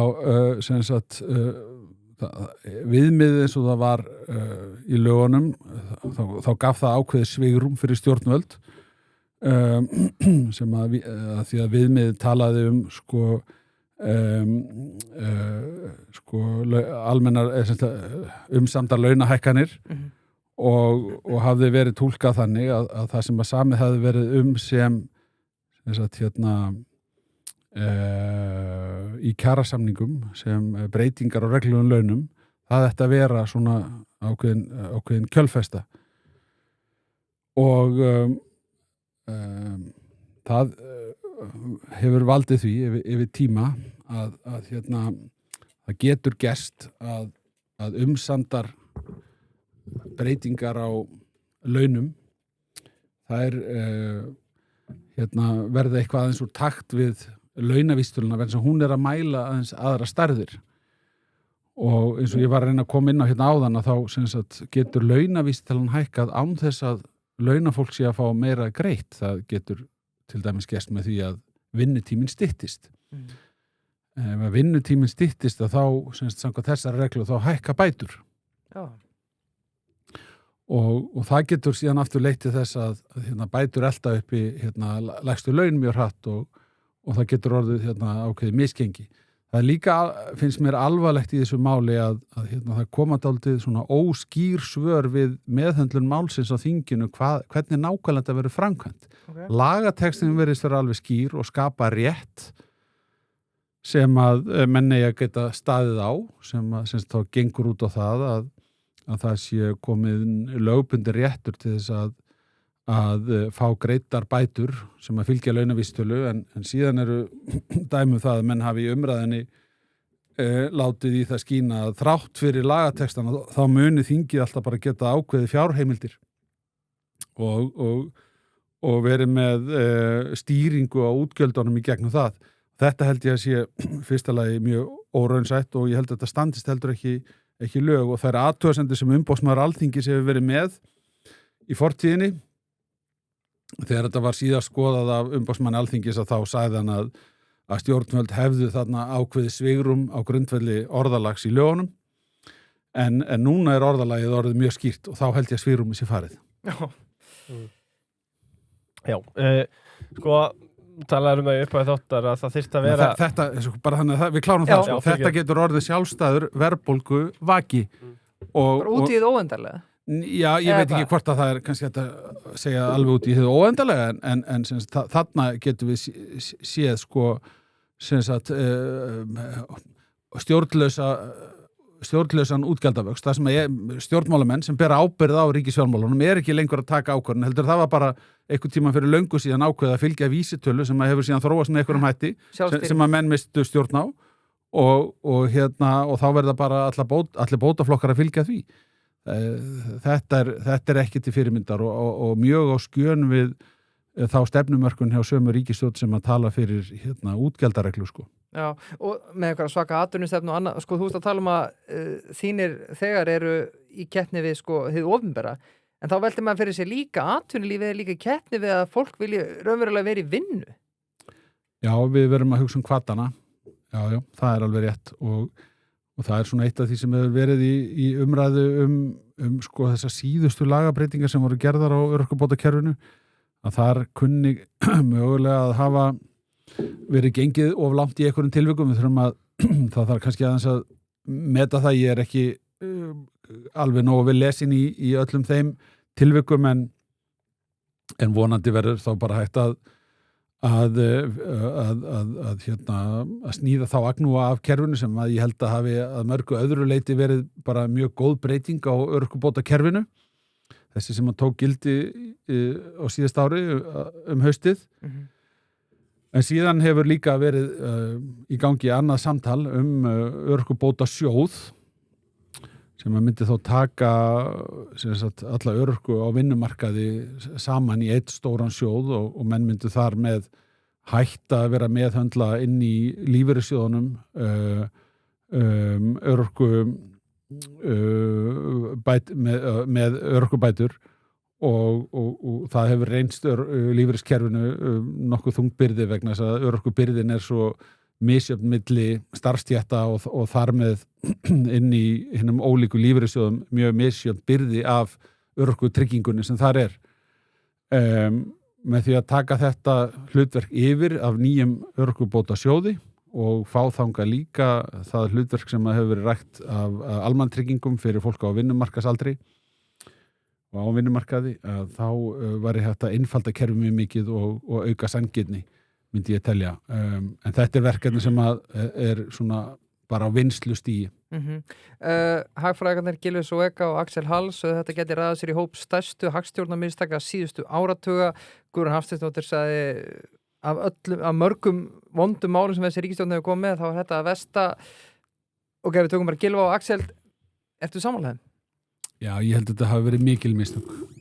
Og nú er þetta búið að gert. Þetta er... Já, það er búið að festa þetta í lög, en það er auðvitað hægt að breyta lögum. Ég segi það bara, hefur verið áður gert og það er þessna sem ég saði. Ég held að á eitt góðan við þetta þá mun þurfa að endurskoða þessa ákvörðun. Það er sem er langlíklegast. Já, talandur hrossakaup, því að þú ég ætla að tala hrossakaup. Það er eins og við vorum að tala í byrjun þáttar í þættinum. Það eru þetta málamiðlanir þegar þú ert í ríkisstjórn. Þú dreifir þessum svona jafnt yfir 60.000 manns þegar þú ákveður að fara í þetta. Ef þú ætlar að vera góð við þá sem að vest hafa það í samfélaginu, eða síst hafa það, hvaða aðra leiðir hefðu getað farið í staðan fyrir þessa? Já, það höfum við mörg dæmum í fortíðinni, á sínum tíma þegar kerfið leit öðruvísi út að þá var farið í svokallega sérstaka framfærslu uppbót og þaðan var síðan til krónu á móti krónuskerðingin sem að var tilraun til þess að skila takmörkuðu svigrúmi fjárhagslegu til þess hóp sem var í mestri þörf og þá fengu þeir sem voru með enga aðra tekjustrauma en bætur almannatrygginga, þeir fengu þó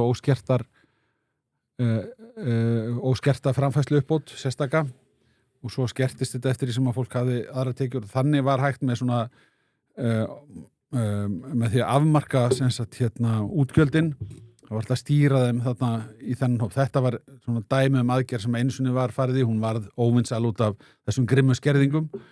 En ég held samt að viðleitnin hafi verið mjög skiljanleg. Það er að segja að menn segja við höfum ekki endalaust svigrum til nýrra útgjalda. En það sem við ætlum að gera, við ætlum að reyna að stýra þetta til þeirra sem er í mestri þörf.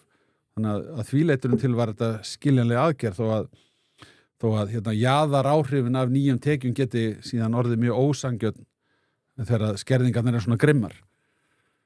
En í þessu tilviki, já, þá er bara verið að segja, launavísitalan á allt byggðið og ég held að það sé ekki sjálfbært. Nei, en til þess að gera einhverjar breytingar á, þá þarf alltaf að fara í bál og brand, eða hvað? Hann er ekki vinsæll stjórnmálamaður sem myndi fara ég veit ekki, ég er nú ekkert viss um það Ég meina, það þarf bara að fylgjast með því hvernig þetta mun þróast og hvernig það mun spilast úr þessu frá ári til árs. Hérna skiptir þetta líka miklu máli þessi hvatar sem þú varst að nefna áðan og það þarf að stjórna þessum málaflokki, það þarf að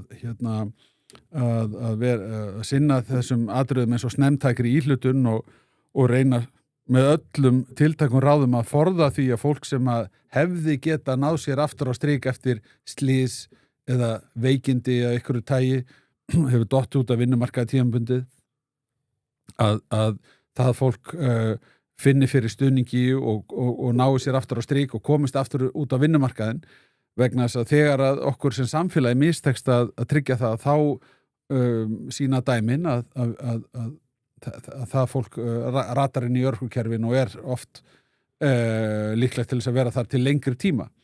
Þannig að nýgengi örorku stórmál í þessu líka. Já. En aðalatriði bara það að þetta býr til misgengi og þetta ruglar hvötum og þetta er bara vont viðmið, launavísitala fyrir þróun bótaflokkana. Já. Og það er bara rangt þegar fólk segir að það sé eitthvað eðlilegt við það að launavísitalan sé lögð til grundvallar vegna þess að fólk eigi rétt á því að fá sömu kjarabætur og eiga við á vinnumarkaði vegna þess að þetta er allt annars eðlis tilfæslur, bótakerfin hafa bara allt annað grunneðli heldur en endurgjald fyrir unna vinnu. Já. Sko, munurinn í dag á lægstu launum á hinum almenna markaði samborið við þá sem eru á þessu bótakerfi, er hann ekki allt og lítill í dag? Já, ég held að sé erfitt að alhæfa. Ég hef séð dæmi að við getum séð dæmi og ég satt nú á ráðstefnu sem að Samtök atvinnulífsins efndu til í haust þar sem að voru kynnti söguna dæmi þar sem að einstaklingur sem hafði lent í örorku fór á bætur sem að voru hærri heldur en launaseðlinn hafði verið á meðan að viðkomandi var í vinnu. Og það finnst mér nú flestir sem ég hef rætt þetta við vera sammála að er ekki eðlilegt. Nei. Þá ertu komið öfugan hvata til þess að fara aftur að starfa, sko. Já, klart. Já. Ekki gott. Er gott svar eða Bjarni? Úr einu í annað. Förum í Evrópusambandið fyrir hugð þjóðaratkvæðagreiðsla ESB í lok ágúst. Hvernig líst þér á hana bæði kannski orðalagi í spurningunni og svo tímasetninguna? Já, ég meina inn í þingi er verið að deila orðalagið og við skulum bara leyfa því samtala eiga sér stað þar.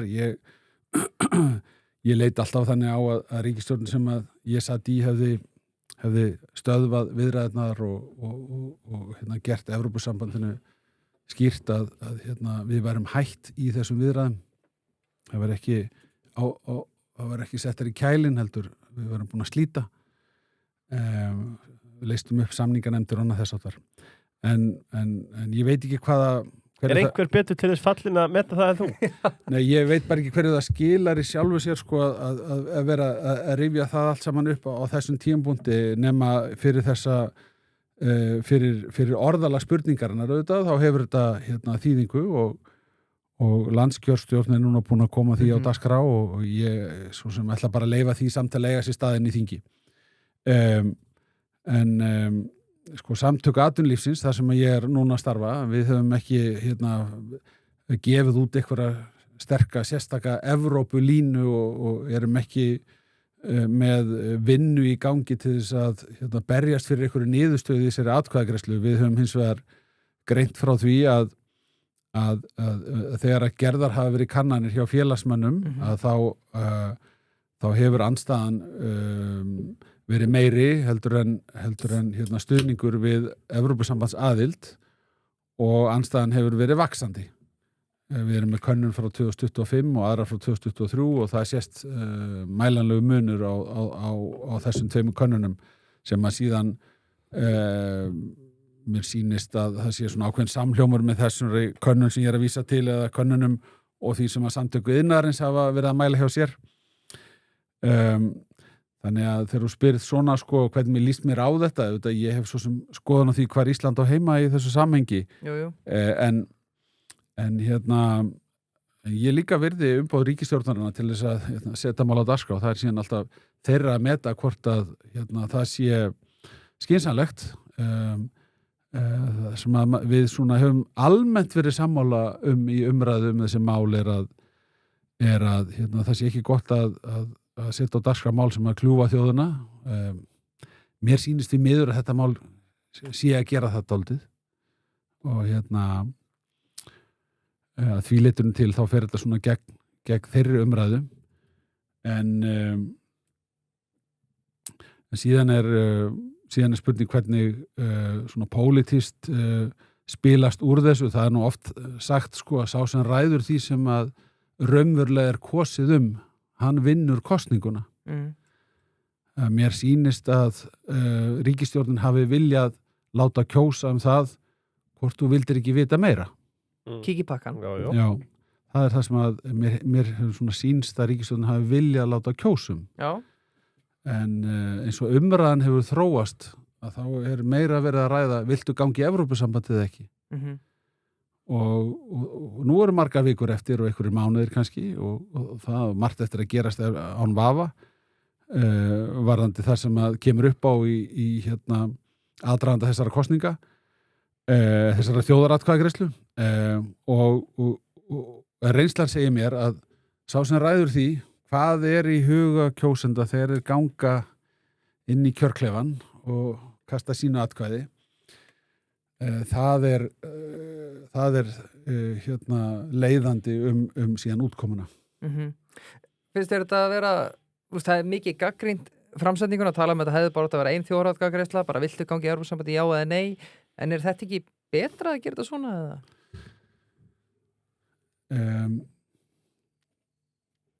Þetta á sér auðvitað engin fordæmi að hérna, haldin sér þjóðaratkvæðagreiðsla það hvað á að gera. Okay. Dæmin sem við höfum ríkisstjórnir sem að vilja leita inn í Evrópusambandið og fara þessin í viðræður í krafti lýðræðislegs umboð sem að viðkomandi ríkisstjórnir hafa aflað sér í kosningum og síðan í kjölfarið leggja þeir verk sitt í dóm kjósenda og segja þetta viljum við gera, fáum við stuðning þjóðarinnar til þess. En þjóðaratkvæðagreiðsla þar sem að í raun og veru ekkert lagt undir sem að ríkisstjórnin ekki beint að segja þetta nákvæmlega það sem að við viljum gera heldur svolítið svona mjög misvísandi skilaboð finnst mér frá stjórnarheimilinu það hvaða máli atkvæðagreiðslan skiptir fyrir ríkisstjórnina það held ég ekki góð uppskrift almennt að þjóðaratkvæðagreiðslu og hérna maður hefur lifað þennan tíma þar sem að 27. grein stjórnarskrárinnar var virkjuð í fyrsta skipti og við höfum séð þjóðaratkvæðagreiðslur ýmsu mál, Icesave og svo framvegis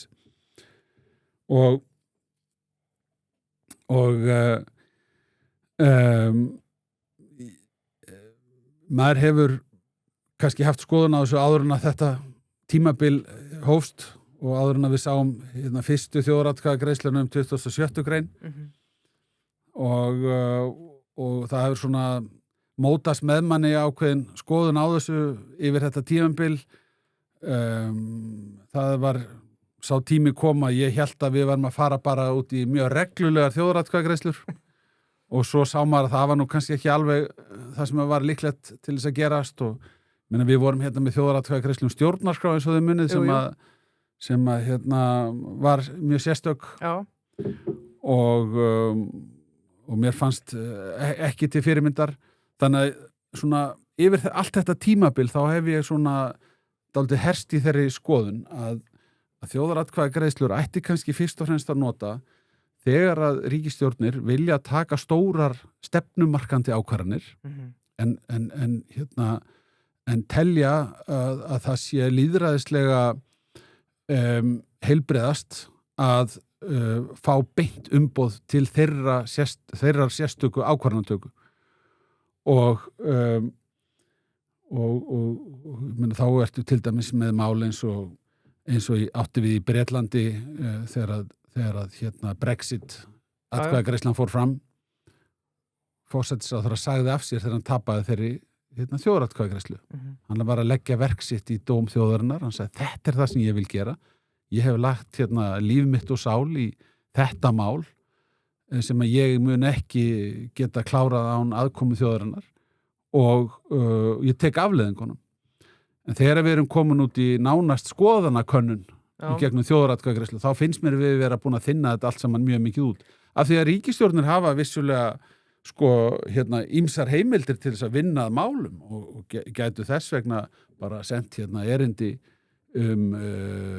það að vildu sækja aðild að Evrópusambandinu með stuðningi þingsins. Og við fengum að kjósa eins og Noregi fekk að kjósa samning, sögðu bara nei. Já. Íslenska þjóðin vill kannski bara fá að sjá samningin. Já, ef menn trúa því og telja að það sé í samræmi við aðdraganda síðustu kosningar og það sé eðlilegt framhald að niðurstöðu síðustu kosninga að fara beint í aðildarviðræður við Evrópusambandið. Ég reyndar myndi halda því fram að það sé nú tæplega það sem að síðustu kosningar snerist En ef menn trúa því, þá gera menn það bara. Og hafa til þess stöðu og umboð. Þannig að þú hefur freka þú var alltaf líklega bara að sleppa þessu yfir höfuð en það hefði verið heiðarlegra að fara bara í þannig. Ef þú ert að spyrja mig bara, mínu persónulegu skoðun, að þá segi ég að mér fannst þetta bara ekki vera mál sem að var rætt í síðustu kosningu sem ég tók þátt í. Nei. Ekki að neinni einustu alvöru. Nei. Viðreist kannski aðeins? Já, vissulega með það í sinni stefnuskrá og fengu eitthvað fylgi en ekki fylgi til þess að taka þingið allt og þjóðuna með. Nei. En þeir sem sömdum að efna til þjóðaratkvæðagreiðslunnar, þeir bara bera ábyrgð á því. Ég aldrei á móti því að menn noti völdin sem þeir hafa. Nei. Menn vera sjálfur að bera ábyrgð á því að þeir gangi ekki í takt við þjóðuna og þau kjósa að fara þessa leið og bera ábyrgð á því en það sem að ég að segja að mér finnst töluvert skort upp á að maður skynji það að fylgi hugur máli alla leið að þeir flokkar sem standa stjórnarsamstarfinu tali einni röddum að þetta sé mál stjórnarinnar sem að ríkisstjórnin vill eiga samtal við þjóðina Þetta er meira þetta er lagt á borðið og svo bara bakka menn í burt og segja þið gerir bara það sem þið vilja og við bara tökum því. Já, klart. Bjarni vil kíkja í pakkan. Nei, ekki frekar en allir hinn í gestinni sem við byrjum. Ég held samt áfram að spyrja. Þú hætti því ekki neitt. Aðgerð ríkisstjórnarinnar gegn verðbólgu. Við komum aðeins inn á þetta áðan. Við erum mætt til Sovétríkjanna. Já, þetta fræða kílómetragjald sem sett var á áramótin og hækkun á einum ýmsu gjöldum. Við erum aðeins búin að koma inn á líka fyrir mörpi sem bannar mánaðarlega vísitölutengingu á húsalegu. Já, það verður það bara árlega. Sem því það er þetta að gera þetta árlega sem að er ofan í hækkun á skattaleigu og þú veist einhver myndi ætla það þetta er svo fallega hljóð kaldi einhver myndi ætla að það drægi úr kvarta til þess að leigja húsnæði út en mér langar líka að tala Daði Már Kristófersson lét þau orðfalla daginn að það væri að pissa í skóin sinn hagfræði sambærilega aðgerið þeirri nýjustu sem er tímabundin lækkun virðisaukaskatts á eldsneyti úr 24% í 11%. Og þetta er auðvitað tilkynnt í blaðamannafundi og allt gert til þess að stemma stigu við þessa verðbólguþróun sem og punktstöðuna sem verður tekin auðvitað á kjarasamningunum en vísifingurinn undir vogaskáluna. Hvað finnst okkur það, Bjarni? Ertu núna að tala eldsneytis? Já, byrjum bara því. Já, ég fagna því að ríkisstjórnin stígi þetta skref til þess að lækka verðbólgu. Þetta mun gera það. Mun að duga til þess að koma forsendu ákvæðinu og þar með kjarasamningunum í skjól, það er mjög erfitt að spá fyrir það. Það er mikil óvissa þróun á olíuverði og maður fær fréttir bara frá degi til dags það sem er að gerast við Hormuzsund og í Íran. Þannig það er algjörlega útilokað að spá því hvað gerist nákvæmlega með áhrifum af stríðsátökum og afleiddum verðhækkun sem eru afleiðingar af því sem þegar hefur átt sér stað jafnvel þótt að það kemist á friður á morgun, þá held ég að það séu þegar koma fram afleiðingar sem að við höfum eftir að súpa segið af en sko aðalatrið þetta er ágætis ákvörðun þó hún sé tímabundin, þá er þetta ákveðið inngrip sem að mun hafa jákvæð áhrif. Ég er á sama tíma þeirra skoðunar að það er hægt að gera meira og við höldum því fram að það hefði mátt hlusta á varnaðarorð fyrr en ég ætla ekki að hanga í fortíðinni, ég bara er að vonast til þess að við náum að hefja samtal um jákvæðar aðgerðir sem að geta gengið lengra og við getum vonandi náð saman vinnumarkaður og stjórnvöld einhverjum takti sem að fær þjóðina til þess að trúa því að það séu hægt að hafa væntingar lægri framtíðar verðbólgu, að við náum stjórn á verðbólgu væntingunum og ef það tækist þá varum við búin að vinna rosalega gott verk.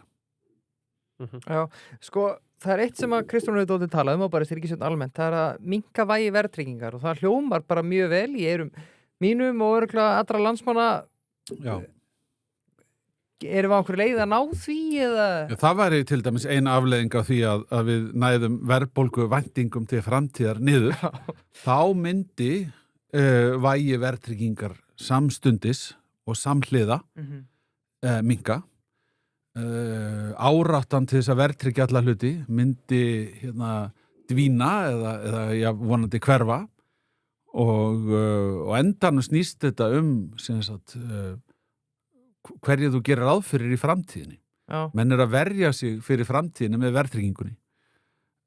Síðan þetta húsnæðislánamarkanum fleiri ástæður sem koma inn í myndina eins og bara jöfnun á greiðslubyrði afborgana og það síðan spilar aftur inn í virkni peningastefnunar og allt þetta en það er göfugt markmið að draga úr vægi verðtryggingar í samfélaginu. Ég held að það sé sjúkdómseinkenni hjá okkur hversu víða verðtryggingin er. Það er ekki heilbrigðismerki, það er sjúkdómseinkenni á efnahagslífinu og viðskipt og skorti á trausti til framtíðarinnar í viðskiptum. Þannig að það er gott markmið að draga úr vægi verðtryggingar en hvernig það er gert er síðan annað mál.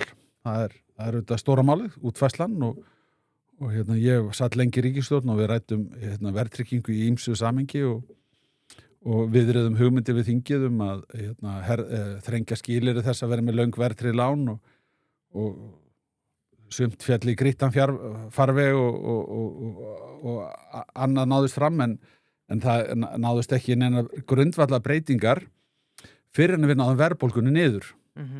Þegar verðbólga var hér hófleg á árunum svona 2013-14 fram til 2019 þá var hún bara mjög hófleg og innan vikmarka jafnaði og ekkert til umræðu.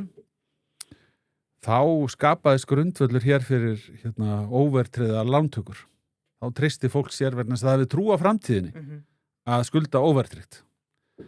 Þannig að gleymum því ekki. Þetta snýst væntingar til framtíðar og þá færðu svigrúm til þess að gera kerfisbreytinguna. Já. Það er mjög erfitt að gera kerfisbreytinguna ef þú hefur ekki stjórn á verðbólguvæntingunum. Já, klárt. Og eins og Bjarni talaði þegar hann kom síðast til okkar, talandi Evrópusambandi við, svo ræddum ekkert upptöku evru, en þar tölum við einmitt það að Evrópusambandi mun segja, þið þurfa að koma ríkisfjármálalag áður en að þið mætið til okkar, ætla að taka upp evru, ætla að vera með núverandi fyrirkomulag, gleymi hugmyndinni. Það er sama með þetta. Þú veist að við leysum ekkert með að taka upp evru, við ætlum að vera með sama fyrirkomulag. Nei, sko allir þessi hlutir hafa sína kosti og galla.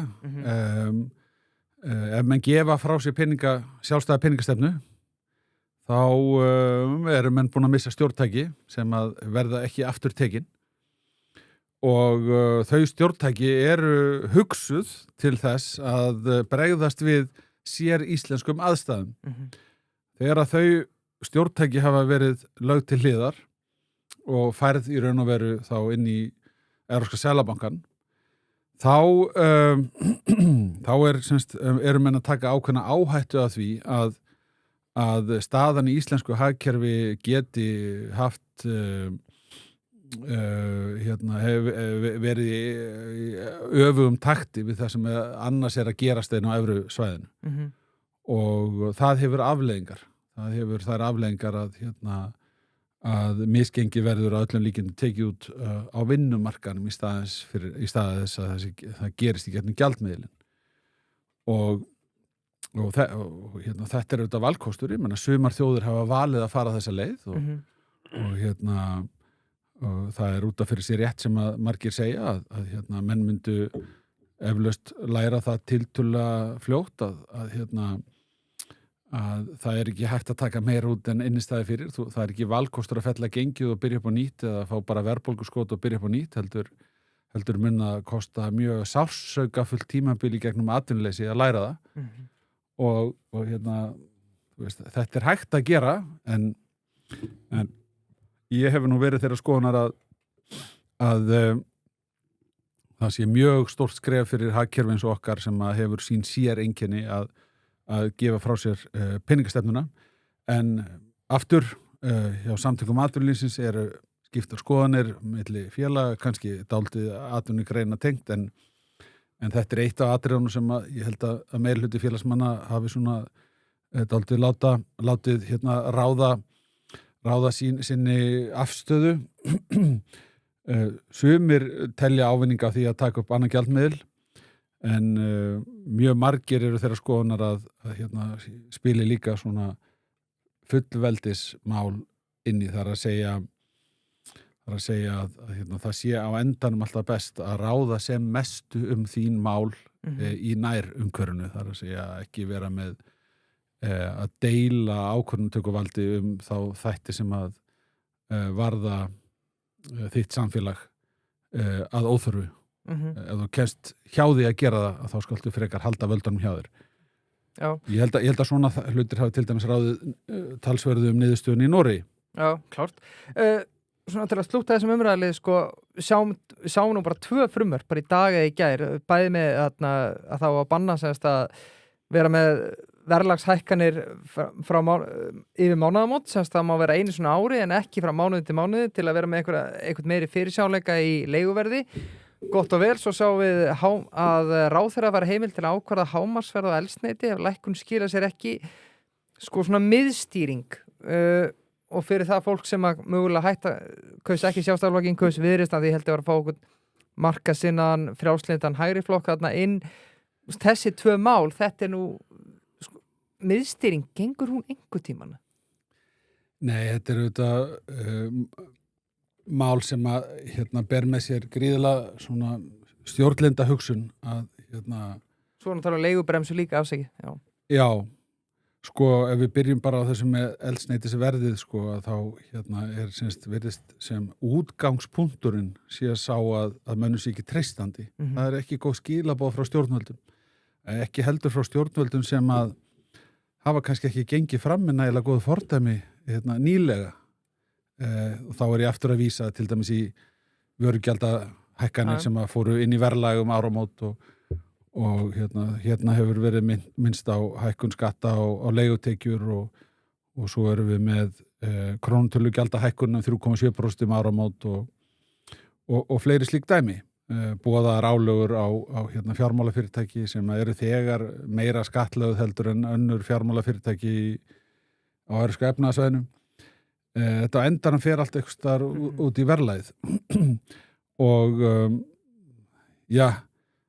þeir sem að grípa til aðgerða sem að smita svona út í verðlag mér finnst þeir ekki hafa mjög ríka innistæðu fyrir því að segja það er fyrirtækin, þau eru vandamálið, við þurfum að hafa eftirlitin þeim þannig að þau fari ekki fram úr sér. Fyrsta lagi þá erum við með samkeppnismarkað á þessu sviði og nú er best að taka það fram að það er mjög mikilvægur hluti af heilbrigðum markaði að það sé verðvitund og að það sé allt gert sem að hægt er til þess að tryggja að hér sé opinn frjáls markaður og virk samkeppni.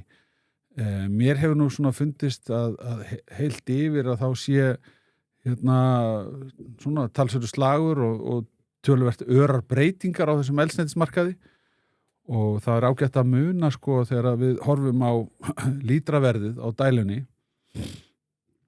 að það er samsett af nokkrum svona þáttum, það eru þetta innkaupsverð svo eru skattar, þeir eru verulegur hluti af lítraverðinu og ríkisstjórnin sem að segir að það þurfa að hafa eftirlit með álagningu fyrirtækjana, hún hækkaði kolefnisskattin á þennan sama lítir 25% áramótin. Já. Það er hluti af dæluverðinu. Það er kolefnisgjaldið sem er inni í lítraverðinu. Sama ríkisstjórn og hækkaðir þann skatt 25% áramótin. Hún segist þurfa að senda eftirlitsaðila á þá sem eru að hafa áhrif á þróun eldsneytisverðs. En mér finnst það ekki vera mjög mikil innistæða fyrir þessu, en auðvitað stendur mín sannfæring til þess að þetta eftirlit, ef þau ganga svona fram að það muni sjálfu sér ekki hafa á endanum mikil áhrif. Það er það sem að mér finnst langt líklegast. Ég vil þá líka segja það bara leið að auðvitað ég geng út frá því og ég ætlast til þess að þeim sem er að reka þessi fyrirtæki þeir skili umyrðalaust skattalækkun bara beint út í dæluverðið og ég heyr ekkert annað frá ég hef heyrt í fleirin einum og fleirin tveimur af þeim sem er í þessum rekstri að menn segja bara að sjálfsögðu.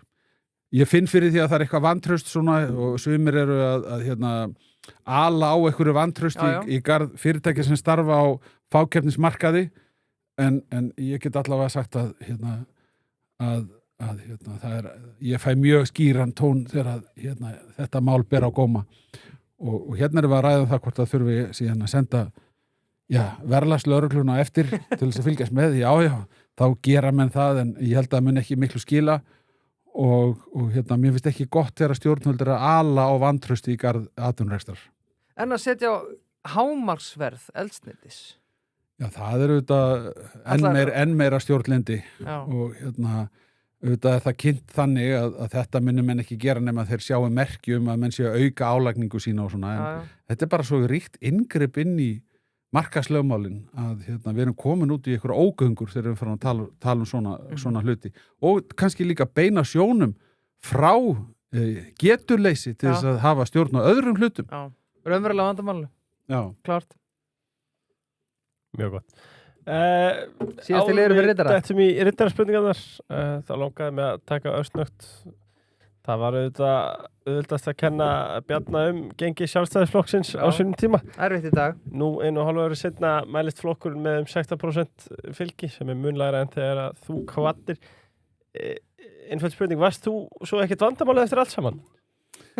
Já, ég veit ekki hvort að ég sé góður dómari í eigin sök en ég get allavega sagt að ég var að gera mitt besta og það sem ég var að upplifa yfir langa tíma voru alveg óbúslega mikla breytingar í flokka umhverfinu, í fjölmiðla umhverfinu, í fjármögnun stjórnmálastarfsemi og samfélagsmiðla byltingin hefur haft mikil áhrif og svo hafa líka bara nýjir árgangar komið og aðrir hvatt og við erum bara í allt öðru samfélagi heldur en á við og mér finnst stundum þegar maður er með svona reynslubolta stjórnmálaskýrendur á Ríkisútvarpinu að tala um 9. áratuginn og eitthvað ég segi, komum bara inn í nútíman og veltum því fyrir okkur hvað hefur verið að gerast síðustu 10-15 ár.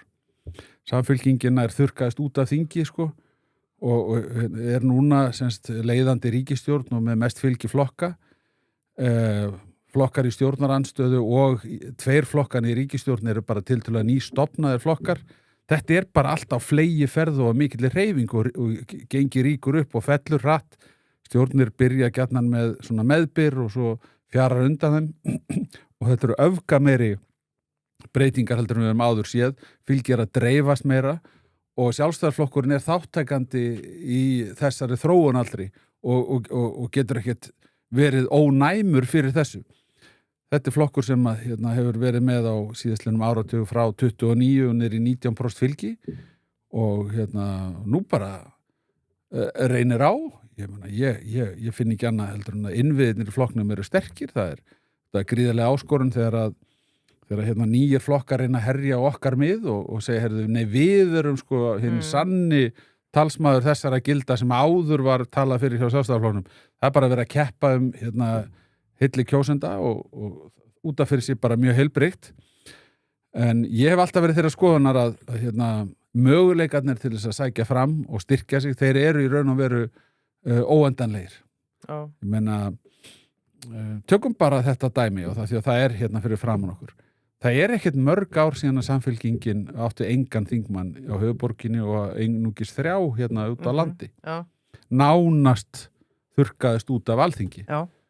En nú er öldin önnur. Heldur betur. Ok, hvað segir þetta okkur svona sveiflurnar í fylgi? Eitt leiðtogi mætir. Ekki bara það, heldur, sko, það getur haft mikil áhrif, einstaklingar geta haft mikil áhrif, en ég held að það hafi ekki verið, sko, bara það heldur að flokkurinn hans yfir tíma sá hvað var ekki að virka og fann sína rödd aftur og hérna svo sjáum við á þessu kjörtíðanbili og næstu árum kannski hvernig það mun allt saman, hvernig mun úr því spilast og hvernig gengur að hérna trekkja upp miklar væntingar mikinn árangur í mjög flóknum heimi, þar sem að þú ert í 3 flokka stjórnarsamstarfi og átök og alþjóðavísu og margir hlutur og hreyfingu sem hefur litla stjórn á. Það er hagsmunamál fyrir okkur öll að hérna, heilt yfir, þá gangi það bara vel, en hérna, það er barnaskapur að hérna, nálgast málið þannig að Sjálfstæðisflokkurinn, hann sé að gera eitthvað mistök ef hann næri ekki að vera ósnertur af öllum þessum gríðalegu breytingum. Það var aldrei líklegt að vera þannig. Já. En ein góð ræða, hún getur hérna, haft mikil áhrif og það er fegurðin í stjórnmálunum. Þetta er spurningum samtal og sannfæringu og að ná að snerta við fólki og vera með skýra hugmyndafræði og hérna, dæmin bara sýna það að möguleikarnir eru gríðarlegir og menn meiga ekki koðna niður þó að það sé eitthvað andstreymi tímabundið í svona ljósi sögunar að þá getur það breyst á einu augnabliki. Sút upp, sérsömmur fyrir útskiptinnar. Mér finnst mikilvægt, ég bara hugsa ennþá það í dag, af því þetta eru myndir sem vara að eilífu og sérsömmur er fjárfesting til þess að gera við hátíðatilefni og ég hef ennþá gaman að því að skoða útskiptafötum mín. Eða þess að bara, ég skoða útskiptamyndina og hugsa, vá, þetta eru geðveik jakkaföt. Það veitir mér hlýju 10 ára seinna, sko. Já.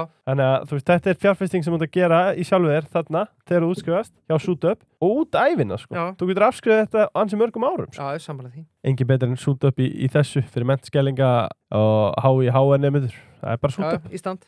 Lengjan. Herru, stöðlar mættir í hús. Já, hvað rugl stöðlar eru þetta? 1.57 Leifsarinn, 1.95 Leifsarinn. Nei, Andri Steinn, já. Nei, málið er bara það að hérna, ég er búin að vera ansi kókruftur í aðdraganda þessa móts, þessa einvís milli mín og Andra Steins í skákinni, en 1.57 finnst mér mögulega er valjúið á Andra Steini. Já, en er ekki bara bæði, ég meina, þetta er vinn-vinn. Já, ég held þetta er svolítið bara free cash á mig, en Lengjan, þeir eru nú eldri en 2 vetri í þessu.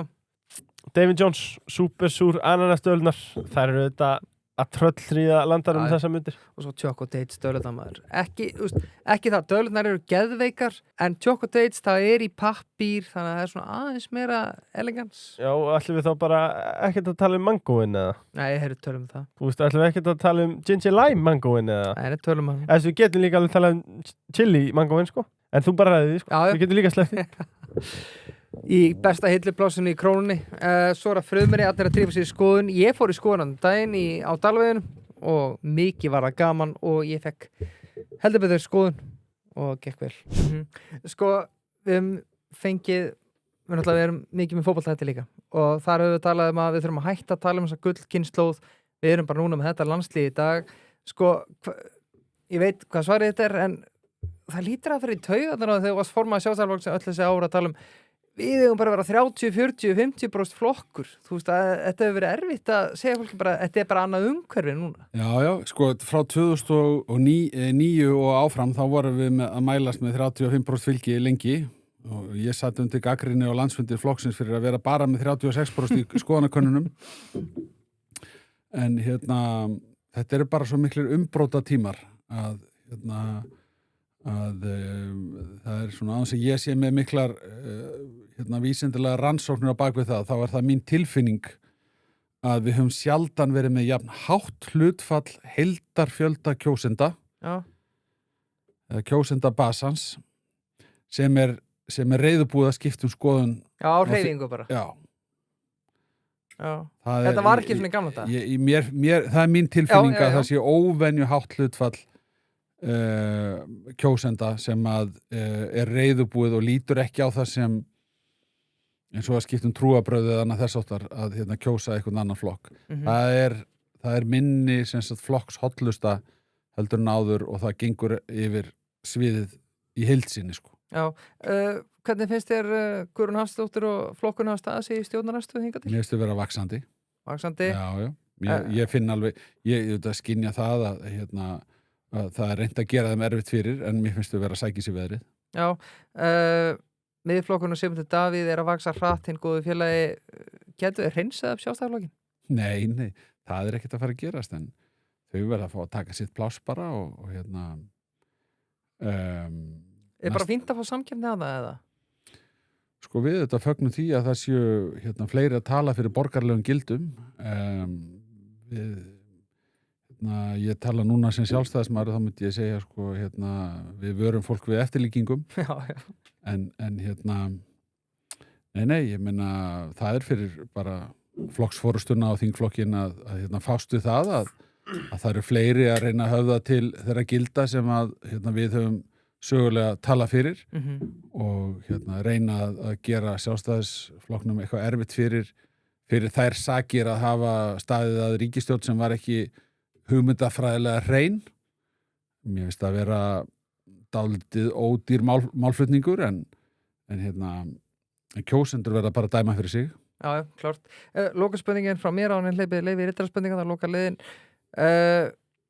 Áttu erfitt með að skilja, sko, við vorum að tala um áðan að ríkisstjórnin var vinsæl til að byrja með eins og alltaf hveitibrauðsdagar en hún er samt ennþá að mælast í kringu 50% ánægju, er það meira að minna bjóst við?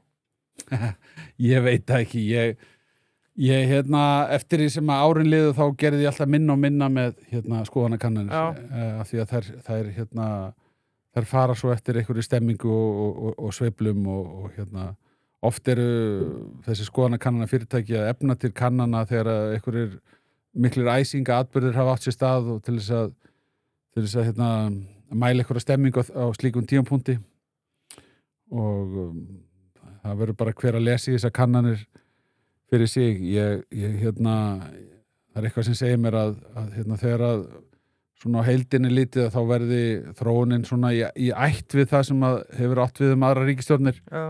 Að það sé mjög erfitt að í fyrsta lagi að hanga á fylginu og þegar það byrjar að lækka að þá sé erfitt að stöðva strauminn nema að það gerist eitthvað mjög stórt eins og til dæmis áttu við í stjórninni hjá okkur þegar það kom einhver utanakomandi ógn og þá þjappaðist fólk svona svolítið saman stjórninu og sagði, heyrðu, nú verða það að fá tíma til þess að spila á þessu og stuðningu við ríkisstjórnina fór upp. Hvað þarf maður að því að ég er að spyrja bara reynslumestar ráðan eða, hvað er maður lengi að setja sitt mark á ríkisstjórn? Hvað á maður að gefa fólki langa tíma? Þetta er bara 4 ára kjörtímabil. Ég meina, ég held að athygli sé mest fyrsta árið. En eins og ég sagði áðan ein góð ræða, hún getur breytt mjög miklu. Það þarf ekki, þetta er ekki þannig að það þurfa að undirbúa öll mál í svo árum skiptir til þess að opna pakkan á einhverjum blaðamannafundi. Þetta er bara kunst að skynja hvað fólk hefur væntingar að þú gerir í ljósi aðstæðna hverju sinni og svo þarftu bara að fá nógu marga meðri lið. Ég meina ríkisstjórnir eru undir svona mest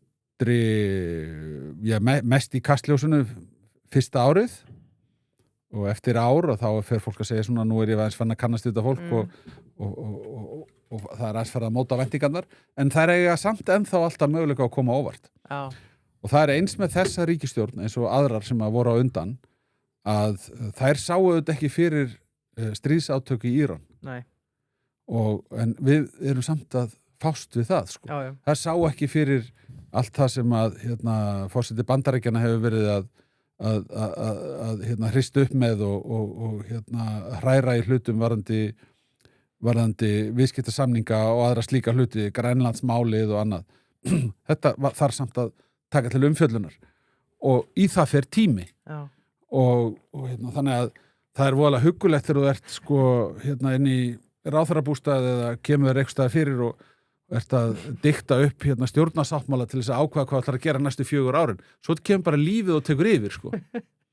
Og svo kemur bara raunveruleikinn, hann bara eltir þið uppi. Já. Þú helst þú getur ákveðið hvað verður að fást í næstu 4 árin en velkomin í raunheima sko. Það það gerist alls konar. Já, heldur betur. Mjög gott. Að koma að rittar spurningunum. Þess vegna er maður nú að borga þessi fólki. Já. Til þess að þið díli við þessi. Já. Davíð Jóhannesson, hann ríður á vaðið. Hefði Haraldur Pétursson geta náð lengra með betri aga í yngri flokkunum?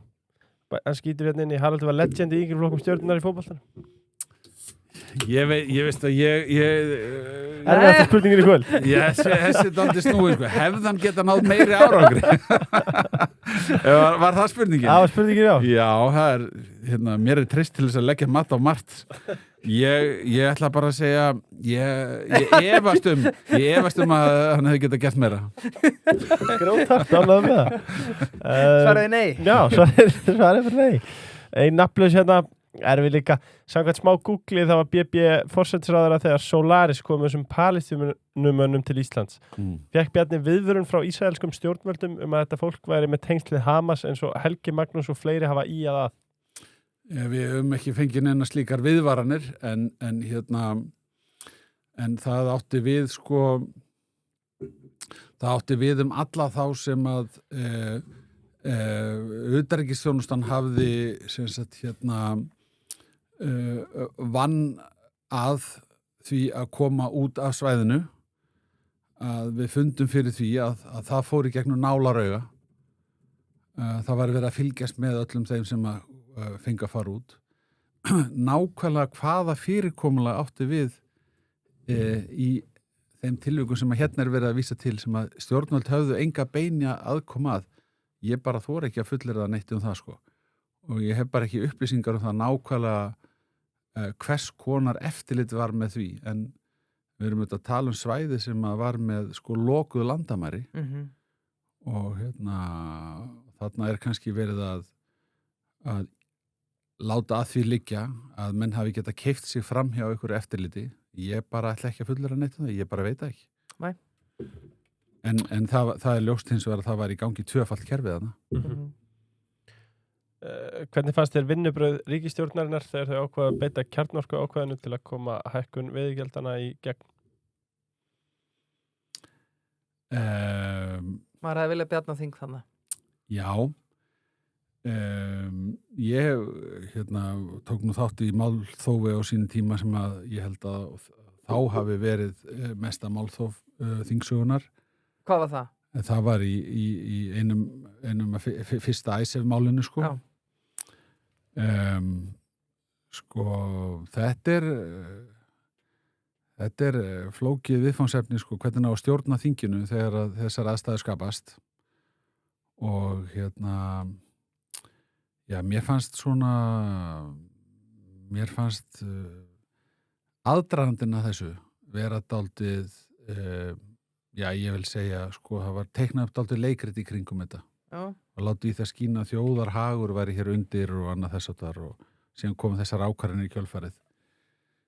Ég hef nú viljað sjá þetta allt saman gerast með öðrum hætti og auðvitað hafa menn til síns máls þegar þeir segja að meirihluta viljinn þurfi verði og endanum að koma fram.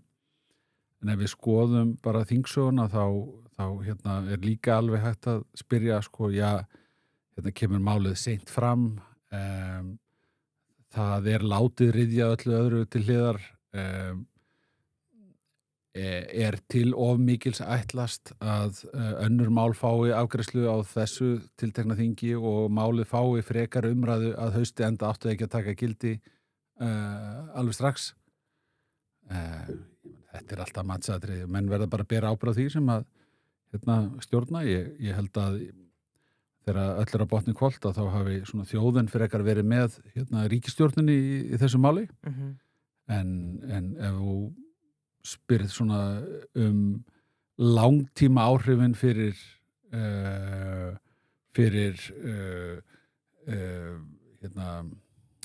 sko samstarf á þinginu og bara framkvæmd þingskapana, þá held ég að því sé enn ósvarað sko, hvaða lengri tíma áhrif svona ákvörðun hefur mun hafa. Maður hugsa líka bara, þú getur það bara beitt kjarnorkuákvæðinu alltaf, ef þetta er stjórnarstu, ef þetta er ríkisstjórn. Já, það er alveg hægt að halda því fram en ég held að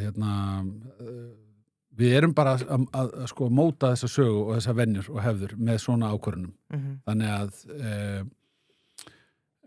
hvernig vilja menn að valda jafnvægið sé á milli minnihlutans og meirihlutans hverju sinni. Þjóðþingin hafa þetta með ýmsum hætti, sums staðar minnihlutana tryggður réttur til þess að kalla eftir þjóðaratkvæðagreiðslu mál og það ýmis konar háttur á þessu.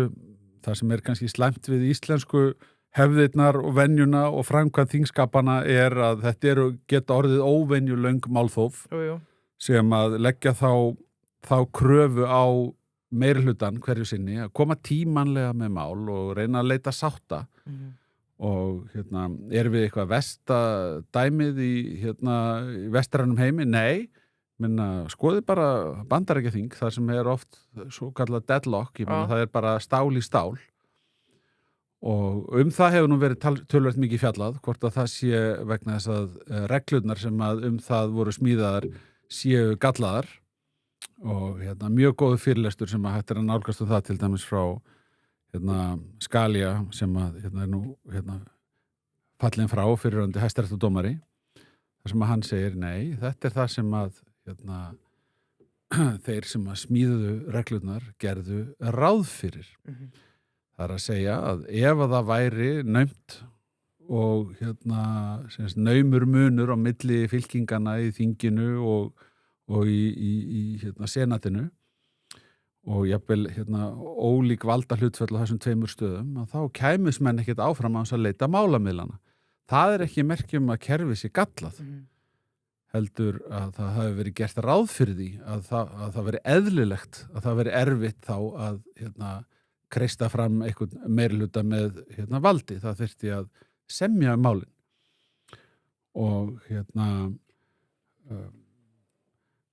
þegar að menn smíða reglur á þinginu sem að opna fyrir langt málþóf, eru menn þá óhóflega að færa stjórnarandstöðunni tól til þess að valda ríkisstjórninni vandræðum, eða hugsunin svo að ríkisstjórnin skuli bara alltaf vera meðvituð það að hún þurfa að vera í einhverju lámas samkomulagi og sátt við minnihlutan, ella getur hún þurft að bíða með afgreiðslu málsins. Þetta svona grundvallar spurningar, þannig að mér leiðist að þurfa að fella ykkur á stóra dóma afgreiðslu á einu tilteknu máli, af því að ég svona meira að hugsa bara valda hlutföllin yfir lengri tíma, hvað heilbrigt. Heilt yfir eru umræður á Alþingi flest mál allt og langar. Ég man síðast þegar komst til okkar, þá voru einmitt þurftur að senka þeirra því að það var málþóf hjá stjórnarandstöðinni. Það mín skoðun. Heilt yfir eru umræður allt og löng mál og langar. Já. Það ætti að vera þess vegna færri þingfundir, styttri umræður hvert mál, lengra nefndastarf og færri tækifæri til þess að taka mál í mjög langa umræðu en þetta er svona eins og einhver stór synthesizer með 1000 tökkum. Þú veist, það ekki hægt að segja eitt á hans að það þurfa að taka tillit til þess annar staðar. Ef þú tekur valdið af stjórnarandstöðunni alveg þá er of auðvelt að valda yfir hana en þetta of mikið einkenni á þinginu að of mörg mál taka of langan tíma.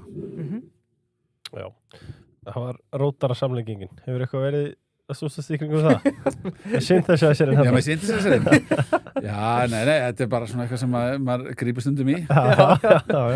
Hver hefur Margir ekki takka til að stilla. Já, einmitt. Hérna, bomban, hún er nú, þetta er beinskettur rittari. Það segir hérna, Bjarni, hvað finnst þér kílómetragjaldið, afnám samsköttunar, tengingu bóta við vísitölu, vil bara hreint og beint svar, ekki dútli kringum hlutina, takk. Já, ég var alltaf á móti afnámi samsköttunar og það reyndi töluvert á þetta í samstarfinu með við Vinstri græna vegna þess að máli gekk svo langt að ég samþykti að við skildum ræða það inn í þingi og ég var alltaf sjálfur þeirra skoðunar að það væri eðlilegra að leyfa fólki að hafa möguleika til þess að taka ákvarðanir heima fyrir það hvernig skattbyrðin yrði ráðstafað á heimilisreksturinn en ekki að gera þennan áskilnað að kljúfa þetta alveg í sundur. Og ég er mjög meðvitaður að alla þess að jafnréttispælingu í þessu. Mér finnst þetta samt bara að vera miklu yfirsterkari rök. Og svo má ekki gleyma því að þetta er skattahækkun. Þetta er það? Já. Þú varst þarna með kílómetragjald. Sko, þið voru nú að vinna með það? Eitthvað? Já, ég meina, sko, við hljótum að geta verið sammála um það að sko, ríkið getur ekki yfir tíma látið það gerast að það fjölgi bara í rafbílaflottanum endalaust, færri og færri fara á dæluna, ekki bara vegna þess að rafbílunum fjölgar svona mikið, heldur líka vegna þess að bílarnir eru orðnir miklu sparnitnari, þannig að þeir komast lengra á lítranum og fara þessuna sjaldnar á dæluna og ekki gerist það bara fyrir tækniframfærir, heldur líka vegna þess að vörugjaldakerfinu var stillt hann upp að fólk var raun og veru beðið að vera frekar að kaupa neyslugranna bíla. Það er að segja að neyslugrannir bílar eru með mun lægri vörugjöld heldur en eyðslufrekari bílar. Þannig að við stillum upp kerfi þar sem að við hvetum fólk til frekar að færa rafmagnsbíl og neyslugrannan bíl og við það falla tekjurnar af eldsneytinu og það hlaut að koma því að þyrfti að bregðast við. Fjármálaráðuneytið birti á sín tíma mynd sem sýndi að menn ætlaði að ná svona langtíma tekjustofnunum upp og þá þyrftu menn að komast aftur í 1,7% og því var stillt upp sem svona langtíma markmiði. En ég held að það sé ekki heilög tala til þess að vinna með, hún er alls ekki heilög og það verður að taka það með í myndina að þegar menn eru að búa til svona langtíma meðaltal hverju ökutæki og umferð að skila til ríkisins að yfir tímabili alltaf þá breytast líka aðrir tekjustofnar ríkisins. Við erum að hafa tekjur af ferðamönnum og ýmsu öðru, þurfum kannski ekkit endilega nákvæmlega 1,7% akkúrat af umferð og ökutækjum til þess að geta ráðið við fjárfestingunum sem þarf að ráðast í. Kannski getum við bara lifað með 1,5% eða 1,45 eða eitthvað. Þetta verður bara að vera matsatri stjórnarinnar hverju sinni. En umbreyting á þessum kerfum var nauðsynleg. Í mínum huga voru stóru mistökin í raun og veru vörugjöldin. Mér fannst mistökin vera meiri gerð þeim megin. Var þjóðin tilbúin til að fara út í þetta kílómetragjald? Ég veit ekki. Það er ástæða fyrir því að við vorum með hægfara innleiðingu á þessu og vildum venja fólk við þennan breytta veruleika og láta reyna á nýja framkvæmd og svo framvegis. Það eru ástæður fyrir því og það var engin brýn nauðsyn til þess að gera þetta akkúrat núna. Það var líka hægt að vinna með eldsneytisgjöld áfram. Það var alveg hægt að gera það. Var þetta skattahækkun eða kemur þetta út á eitt? Sko, grunnhugsunin svo að þetta eigi að jafnast út. Afnám gjaldana á dælunni á móti kílómetragjaldi sem kemur þá í staðinn. Síðan hafa menn lent í einhverjum vandræðum með framkvæmdina en það var svona grunnhugsunin og alveg rétt að þetta er það sem við vorum að vinna með. Ég hef meiri skoðanir á vörugjöldunum. Mér finnst þegar menn hækka vörugjald sem fyrir var hæst 65% og halda áfram að hækka það, þá finnst mér menn vera komur út í algjört rugl og við vorum búin að kynna í fjármálaáætlun áformum að lækka vörugjöld. Þegar við færum út í kílómetragjöldin, þá ættum við að draga úr neyslustýringu á innkaupahliðinu. Það er að segja að fólk væri í vörugjaldakerfi sem geti kannski hlaupið á bilinu 0-20 eða 10-30 eða eitthvað starf þar. Og þess vegna skildi ég ekki að hérna var farið í að setja rafbílan aftur í 0%. Mér finnst að þeir eigi að vera hluti af vörugjaldakerfi bara sem að geti byrjað eitthvað stær í 5 eða 10 og svo þurftu þetta að lækka mjög hressilega þessa hérna, neyslustýringu. Stýringin er þá frekar að vera í því að ef þú ert með bíl sem er þar sem þú ert að nota eldsneyti og ert að brenna miklu af því að þá getur þú látið með borga fyrir það með öðrum hætti sko.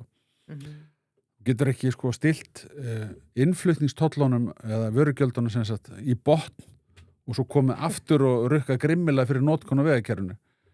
Og þetta er alltaf miklar öfgar. Þú getur bara að sé bíl sem að kannski kostar bara svo maður taki eitthvað dæmi 100 kall eða eitthvað svona bara fyrir dæmið sem slíkt að þú kostar 100 eitthvað staðar og hérna þú flytur hann til Íslands með flutningskostnaði og ef hann lendir í þessum hæsta vöruflokki þá hann komin sko yfir 70 í 70% flokkin og hérna svo setur 24% vask ofan á þetta allt saman og þá ertu búin að sko rúmlega tvöfaldaverð, þess að ökutæki sem kostar í öðru landi 100, það kostar kannski 220 á Íslandi og 120 af því eru bara opinber gjöld.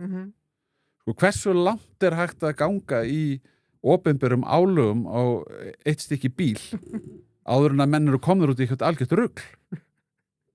Já, klart. Já, þetta er alveg horrið. Torfi Geir, talandi hérna bíla. Hvernig gengur að leggja dökkgráa drekanum í B35? Það gengur ekkert sérstaklega. Ég er með eitthvað konar hotstæði þarna sem að ég er ekki enn búin að finna út hvernig ég á að koma truknum í. Þannig að ég hef nú mikið verið að leggja honum bara utandýra og sætta mig það að vera undir bera lofti með hann. Það er líka bara vel hægt að lifa með því eins og allir hinir gera. Já, hann fara alltaf að bílast það í borgartúninu. Já, hann hefur fengið að bara vera mikið úti að viðra sig. Já, það er líka holt. Já, það er holt.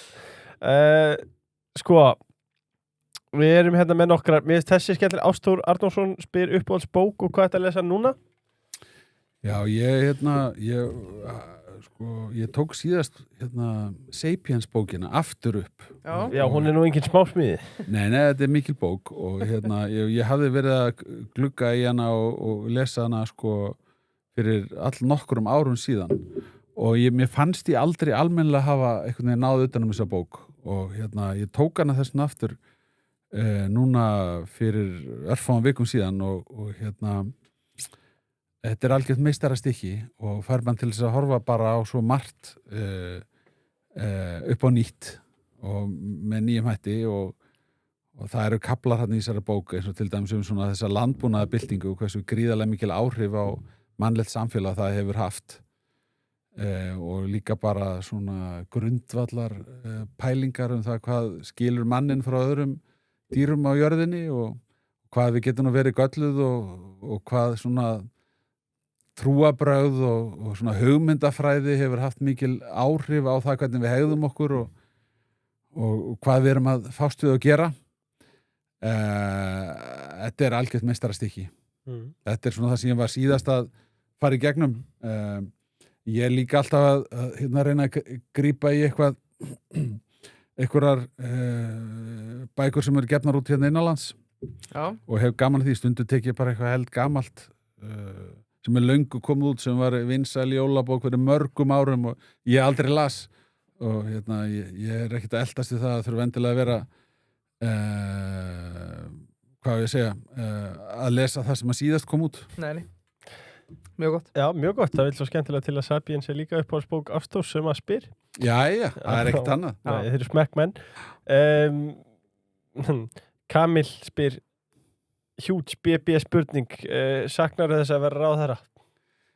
Nei, ég er bara þakkláttur fyrir þann tíma og ég hef aldrei upplifað eitthvað söknuð eða eitthvað tóm yfir því að vera ekki ráðherra. Ég miklu frekar bara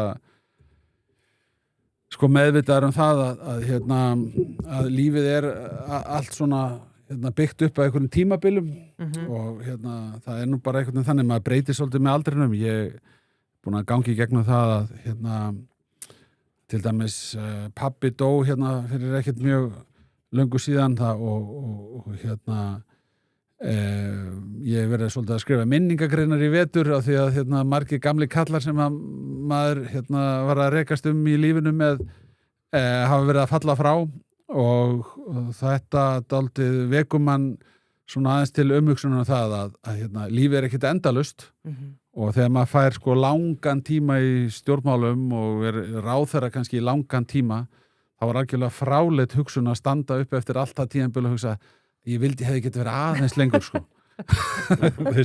þá bara eitthvað að hjá fólki sko. Ég meina það miklu nær mér að segja bara frábært tímabil, ofboðslega þakklátur fyrir að hafa fengið þetta tækifæri. Ég trúi því að við höfum gert mjög margt mjög vel. Það getur enginn gert allt frábærlega en margt tókst mjög vel og þetta samfélag okkar er besti staður til þess að vera á og en verk að vinna og það þarf ekki endilega að vera ég sem vinn það verk. Já, ég meina þegar við spyrum fótboltamenn það hvar varstu bestur, hvar var besta staka sísoni, hvar var Bjarni Ben upp á sitt allra præm sem ráðherra? Sem ráðherra? Já. Ég held að vera að fara að tala fólkbolta. Nei, við eigum eftir að Bjarni í fótbolta þátt sko. Sko, ég veit ekki, ég held að svona já, alltaf, það nú erfitt að segja annað en svona uppáhaldstíminn hafi verið bara þegar maður byrjaði sem ráðherra. Já, það erfitt að keppa við þann tíma. Þá er allt aldrei nýtt og manni finnst allir vegir færir og maður með stórar hugmyndir og svo rættist úr því mörgu. Og já, það er svona marganhátt dálítill uppáhaldstími. Losun haftana sem við vorum á ráðstöfunum daginn, geðvikt. Já, það var margt á þessum tíma. Ég meina, afnám vörugjaldana var líka mjög stórt mál og svolítið tímamóta mál í mínum huga. Við fórum líka í skattkerfisbreytingar og svona hlutir eins og þú sér sko, nú verið að kynna fyrir þinginu varanlegar heimildir til úttektar á séreignarsparnaðinn inn á fasteignalán. Þetta mál sem að Sjálfstæðisflokkurinn lagði áherslu á fyrir kosningarnar 2013 og við leiddum í lög á þessu kjörtímabili sem ég er að tala og þá vorum við að gera ráð fyrir að það færi kannski 70 til 80 milljarðar út úr séreignarsparnaði á grundvelli lagabreytingana. En nú skils mér að séu komið upp í kringum 150 milljarðar sem að hefur verið ráðstafað úr séreignarsparnaði skattfrjálst inn á húsnæðislán og það nýjasta sem er að gerast er að menn eru að fara að gera þetta varanlegri sem sagt heimild. Þannig að það eru margar góða minningar við þetta tímabil, já, eins og þú segir, höftin og viðsnúningur í erlendri stöðu þjóðarbúsins og afkoma ríkissjóðs á árinu 2016, sko, hún var þannig að út af stöðleika framlögunum að þegar við vorum að birta svona súluritt og þá þurftum við eiginlega helst bara sleppa sko, stöðleika framlögunum vegna þess að allar súlurnar fóru langt upp úr skjánum, sko. Það var kannski bara annari hæð í húsnæðinu sem við vorum í, þar sem að súla endaði. Já. Við vorum með sko stöðleika framlögin voru 17% af landsframleiðslu. Já, það er Bjarni að þakka að við erum að ná að greiða niður þessu húsnæðisla. Já, ég ætla að reyna að afgreita nokkur hratt. Þetta er ekkert allt endilega mjög stórar spurningar, en Saki prinsessa ber góða kveðið frá Ísafirði og spyr hvernig er að vera með mestu áru landsins? Já, hvernig finnst ykkur að vera hérna innan um þessu áru? Ég tek ekki eftir þessu, sko. Ég er bara í mínum hjúp hérna. Skikkjan farið samt, sko. Já. Herri, ég bara sendi góða kveðið vestur. Bjarni Gabriel ég spyr í svipum úr hvað þarf í dag til þess að vera yfirburða stjórnmálamaður? Já, ég veit ekki. hefur nú kannski séð bara alls konar ólíka hæfileika leggja grunna góðum stjórnmálamönnum. Ég held að það sé besta uppskriftin að bara vera þú sjálfur. Það er örugasta uppskriftin að því að ná einhverjum árangri. Hvort að það dugar, það er síðan annað mál, en ekki þykjast vera eitthvað annað en þú ert og ekki segja hluti sem þú heldur að fólk vilji heyra bara af því að þú heldur að þú fáir góðan hljómgrunn. Segðu það sem þú trúir á og láttu reyna á það, sko. Það held ég sé besta uppskriftin. Já, mjög gott. Þorvaldur í David Jones stöðlunum. Ætti ekki að vera einhverja menntunarkröfur eða starfsreynsla á alþingismenn? Nei, þeir eru kosnir inn á þing. Já. Og í þessu samfélagi okkar þá er fólk með alls konar fjölbreytta reynslu og bakgrunn og menntun og þekkingu, þannig að það fólk hefur ekki gert annað af sér en að gefa kost á sér og ef það er síðan kosið inn á þing að þá hefur það bara gott umboð og það er eðlilegt að það sé einhvers konar spegill á samfélagið sem að starfar á þinginu, þó að ég viti það vel að mörgum finnist sem að það sé of margar háskólagráður ef eitthvað er sko inn á þingi en ég ætla síðastur manna að tala það niður að góð menntun kom ekki að gagni á þinginu. Það allavega gagnaðist mér mjög vel í öllu sem ég var að gera og létti mér mína vinnu mikið að vera með góðan bakgrunn svona úr háskólanum en það er ekki ástæð til að gera menntunarkröfur hvorki til þingmanna né ráðherra. Ég verða að hamra, þetta er góð spurning að Þorvaldi hjá David Jones stöðlum. Að því að málið er að maður kannski velti fyrir sér. Guðmundur Ingi sem var reyndar að hætta í flokki fólksins, hann var náttúrulega mennta- og barnamálaráðherra og bara gott og vel, frábær náungi. En þú þarft ákveðna ok, það er gott og vel að þú ert með einhverja kosningu á bakvið þig, en... Já, en þú segir þetta, þú þarft einhverja þekkingu, en ég meina, þú ert eitt atkvæði. Já. Þú ert bara með eitt atkvæði og næsti maður, hann kann að vera annarra skoðunar. Já. Og hann hefur bara atkvæði á við þig og þannig framkvæmum við lýðræði í þessu landi. Já. Ef að allir eru sammála að það þurfi ákveðna þekkingu og reynslu og svona, þá munu atkvæðin fara þangað. Þetta er eina leiðin til þess að greiða úr þessu. Og almennt verði ég að segja, mér finnst að vera of mikið gert af því í lögum að áskilja ákveðna menntun. Þegar menntun ein og sér er aldrei sjálfstæði örugg trygging fyrir því að við séum að laða fram í umsóknarferli þá sem eru best til þess færir að gegna þessum stöðum. Mér finnst bara, það er leiðin, það er hvimleiður vani við lagasetningu að setja of víða, of ríkar slíkar kröfur. Mér finnst að menn eigi að hafa miklu svona meiri sveigjanleika í þessu. Og svo eiga menn að bera þetta ábyrgð á því sem þeir taka ákvörðunum. Já, klart. Já, og svo ertu náttúrulega með í flestum tilfellum fleiri flokkar sem mynda stjórn, þannig að þú ert með tvöfalda... Já, svo er það. En að tvöfalda lás sem við erum svo hrifnir af. Já, við erum að tala um hann í kvöld. Jan Martin spyr, er einhver eftirsjá að hafa lofað þjóðaratkvæðagreiðslu ESB-kosningar árið 2013?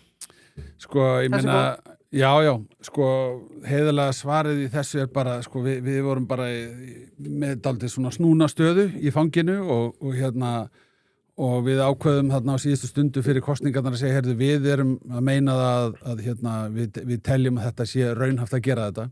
Síðan þegar til stykkisins kemur og það er búið að telja upp úr kössunum og það myndast ríkisstjórn með Framsóknarflokknum og hvorugur flokkurinn er með málið aðild að Evrópusambandinu sem forgangsmáli eða yfir höfuð á dagskrá og báðir flokkarnir sammála að halda landinu utan Evrópusambandsins og við förum að velta fyrir okkur málefnaskráni fyrir kjörtíðanbilið og hvað við viljum setja í forgang og þá finnum við það bara við stjórnarmyndunina að það er ekki stærsta atriðið hjá hvorugum flokknum að framkvæma slíka kosningu og það kannski rennur dálítið upp fyrir okkur að ef þú ætlar að efna til slíkrar kosningar þá þarftu að geta fyllt niðurstöðunni eftir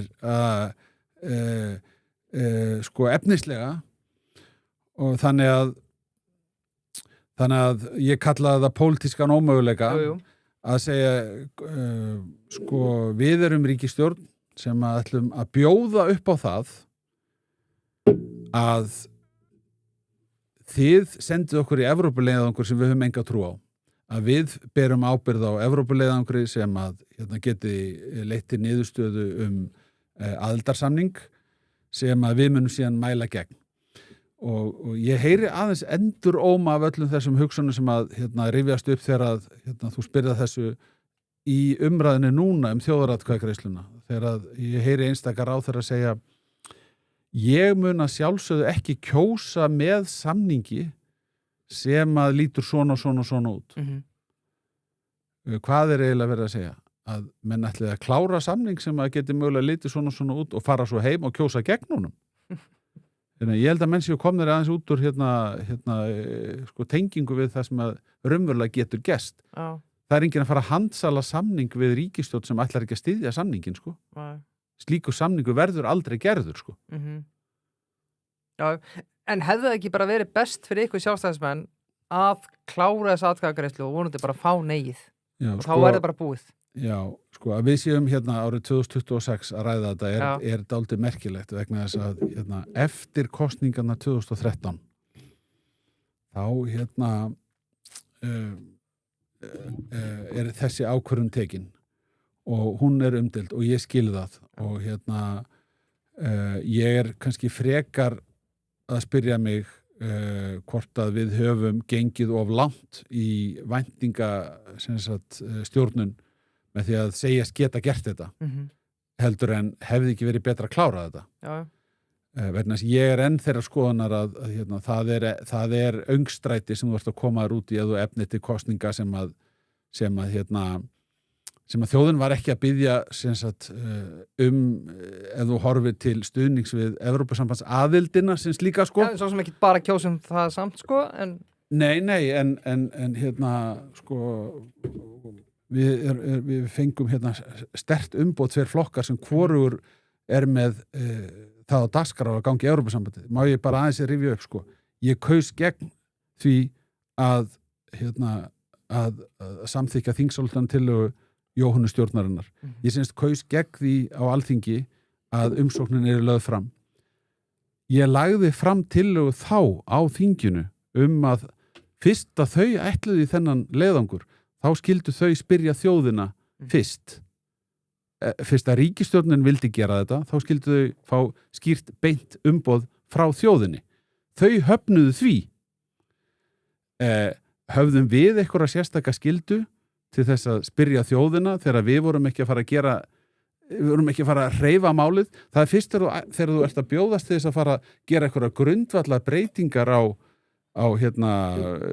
tengingunum við Evrópusambandi sem að það vex og vaknar alvöru skilda hjá þér til þess að fara að leita umboðs hjá þjóðinni. Mér finnst bara vera svo langt frá því að við höfum verið að taka einhverjar þær ákvarðanir sem kölluðu að við sem að höfum lagst gegn þessu máli allan tíman og unnum kosningarnar að við varum ykkur ríkir skildu. En var of mikið sagt fyrir kosningarnar? Já, ég held að það er auðvitað ekki gott að hafa vakið þessar væntingar og ég ætla ekki að gera lít úr því. Ég veit að það eru margir sem að höfðu, er eitthvað sárir. Það er eitthvað myndbönd að það? Já, og þetta er bara velkomin í raunveruleikan í pólitík, sko, svona velta slutindir. En hvað gerir svo næst? Næstur aðra kosningar. Þá þarf það að standa reikningsskil gjörðaðina. Og þá er kosið árið 2016. Og þá fengum við 29% og þá gengum við til kjósenda og við ræddum þessi mál og síðan eru liðin 10 ár og svo var kosið 2017 og svo var kosið 2021 og svo var kosið 2024 og þrennar kosningar síðan að við unnum 29% kosninguna og nú eru liðin 10 ár og ég kem í podcast og spurður hefðurðu kannski átt að gera eitthvað ég segi bara, ef við ekki bara aðeins að koma ef við ekki aðeins að draga lærdóm af því sem hefur gerst líka hefur ekki eitt og annað gerst, ég menna höfum við ekkert lært af því hvernig nokkur tókst eftir árið 2013 að sigla landin okkar út úr skerjagarðinu, losa höftin og fá sólinn í efnahagslífið og byggja okkur aftur upp. stórauka landsframleiðslu og svo vorum við að ræða hérna upp að þess að þáttar við erum með hæstu laun í heimi. Hefur ekki bara gengið nokkuð vel að taka ákvarðanir á þess að hafa endið þjóðaratkvæðagreiðslu árið 2016. Nú önnur ríkisstjórn, hún ætlar að halda þjóðaratkvæðagreiðslu. Þau bera ábyrgð á henni, sjáum bara hvernig þjóðin tekur því. Já, ég þarf að spyrja út í þetta leifur. Það er að pakka mig saman þetta. Það eru 3 áriðarspurningar þar eftir. Þórður Ari, hann er næstur. Fáum hana með að Bjarni er blóðheitur hérna. Hver er the real BB King? Er það Björn Bragi, Brjálbryggi eða Bjarni Ben? Það er náttúrulega gítarleikarinn. BB King. Já, bara... Hann er The one and only. Hann er the one and only. En hérna á Íslandi þá, ég hef aldrei fundið fyrir neitt samkeppni, sko. Nei, takk. Það er okkur að tala sem viljum hafa. Fannar Freyr spyr hvernig líst Bjarni á framboðslistar í Garðabæ fyrir komandi kosningar? Halda sjálfstæðismenn í 7 sæta meirihluta? Mér líst vel á hana lista og 3. sætið er náttúrulega mjög vel skipað.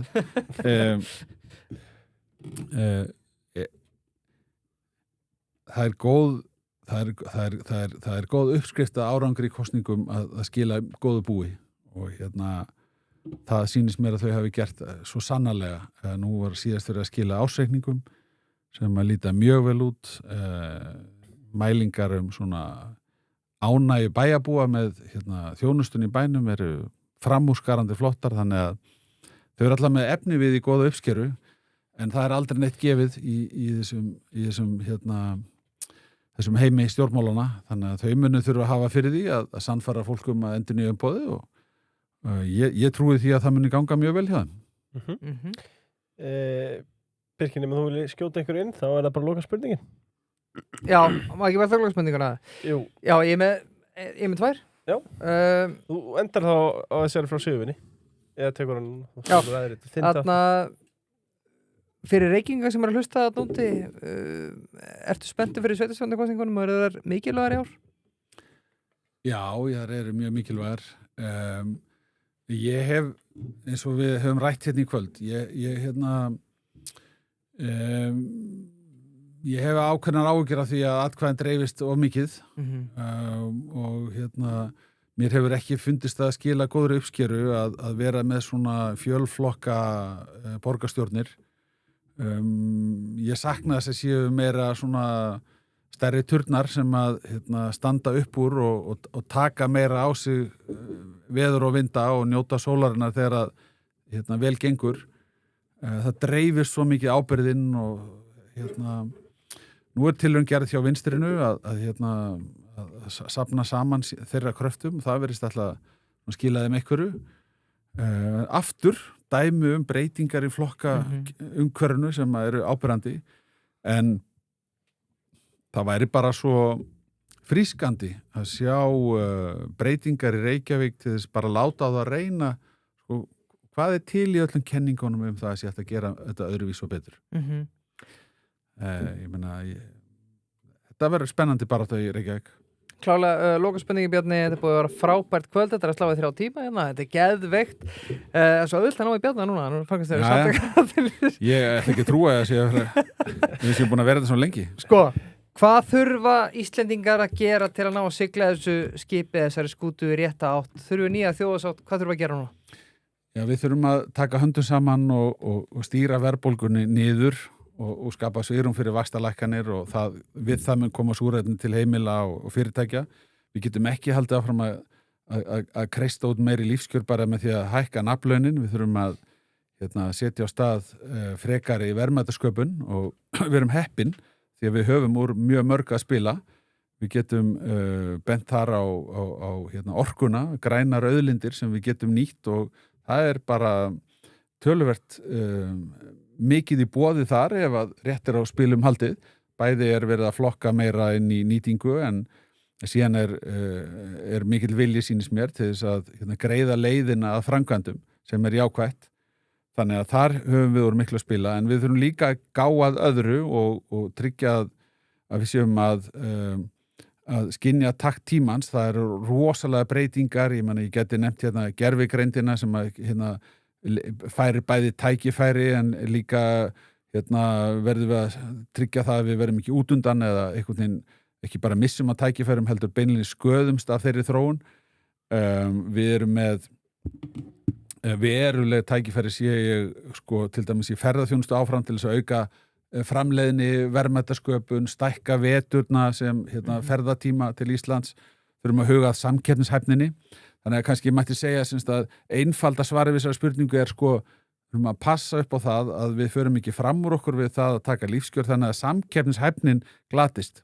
Af því að ef við töpum samkeppnishæfninni þá verða störfin til annar staðar og við erum útflutningsþjóð. Það má segja sko flestar stoðgreinar hagkerfisins að það byggja alfarið á því að það eru markaðir annar staðar fyrir það sem við erum að framleiða og höfum fram að færa og fyrir útflutningsþjóð þá þurfa hinn ytri samkeppnisskilyrði að vera í lagi. Við getum ekki verið með launastig sem úr takti við það sem gerist í samkeppnisþjóðum, skattar og gjöld, stöðuleiki þurfa að vera í lagi og við þurfum að vera með umhverfi sem að líka dregur til okkar fjárfestingu í því nýja sem að þarf að verða til. Þannig að meiri efnahagslegan stöðuleika, grípa tækifærin sem eru til staðar og gá að samkeppnishæfninni, spegla okkur. Við getum sko, það eitt sem í þessu sko, við getum alltaf verið að spegla okkur á móti þeim sem að standa best. Sko, menn eru fættin að taka því bara sem sjálfsögðan hlut. Við erum bara að spyrja, hverjir standa fremst í lífskjörum? Við erum í hópnum sko, en hvað eru þeir að gera? Sviss, við getum notað Noreg og svo getum við farið lengra át í heim og spurt okkur hvað er að gerast þar sem að lífskjör eru að vaksa hraðast? Hvernig getum við tengt okkur við þessi svæði? Og ég er spenntur fyrir því sem er til þess að gerast bara í bæði fluginu, svo dæmis í tekið. Vélar eru að ná lengra, það munum við það opnast ný markaðsvæði, stórmál fyrir útflutningsþjóð eins og Íslendinga, ef við förum að fá beinflug til fleiri áfangastaða lengra í burtu þar sem að býða okkar risastóri markaðir. Það geta orðið til mikil verðmæti á Íslandi við það. En grunnurinn að þessu er stöðuleiki, góð samkeppnishæfni. Bjarni Berentsson, takk fyrir kvöldi og takk fyrir komuna. Takk fyrir mig.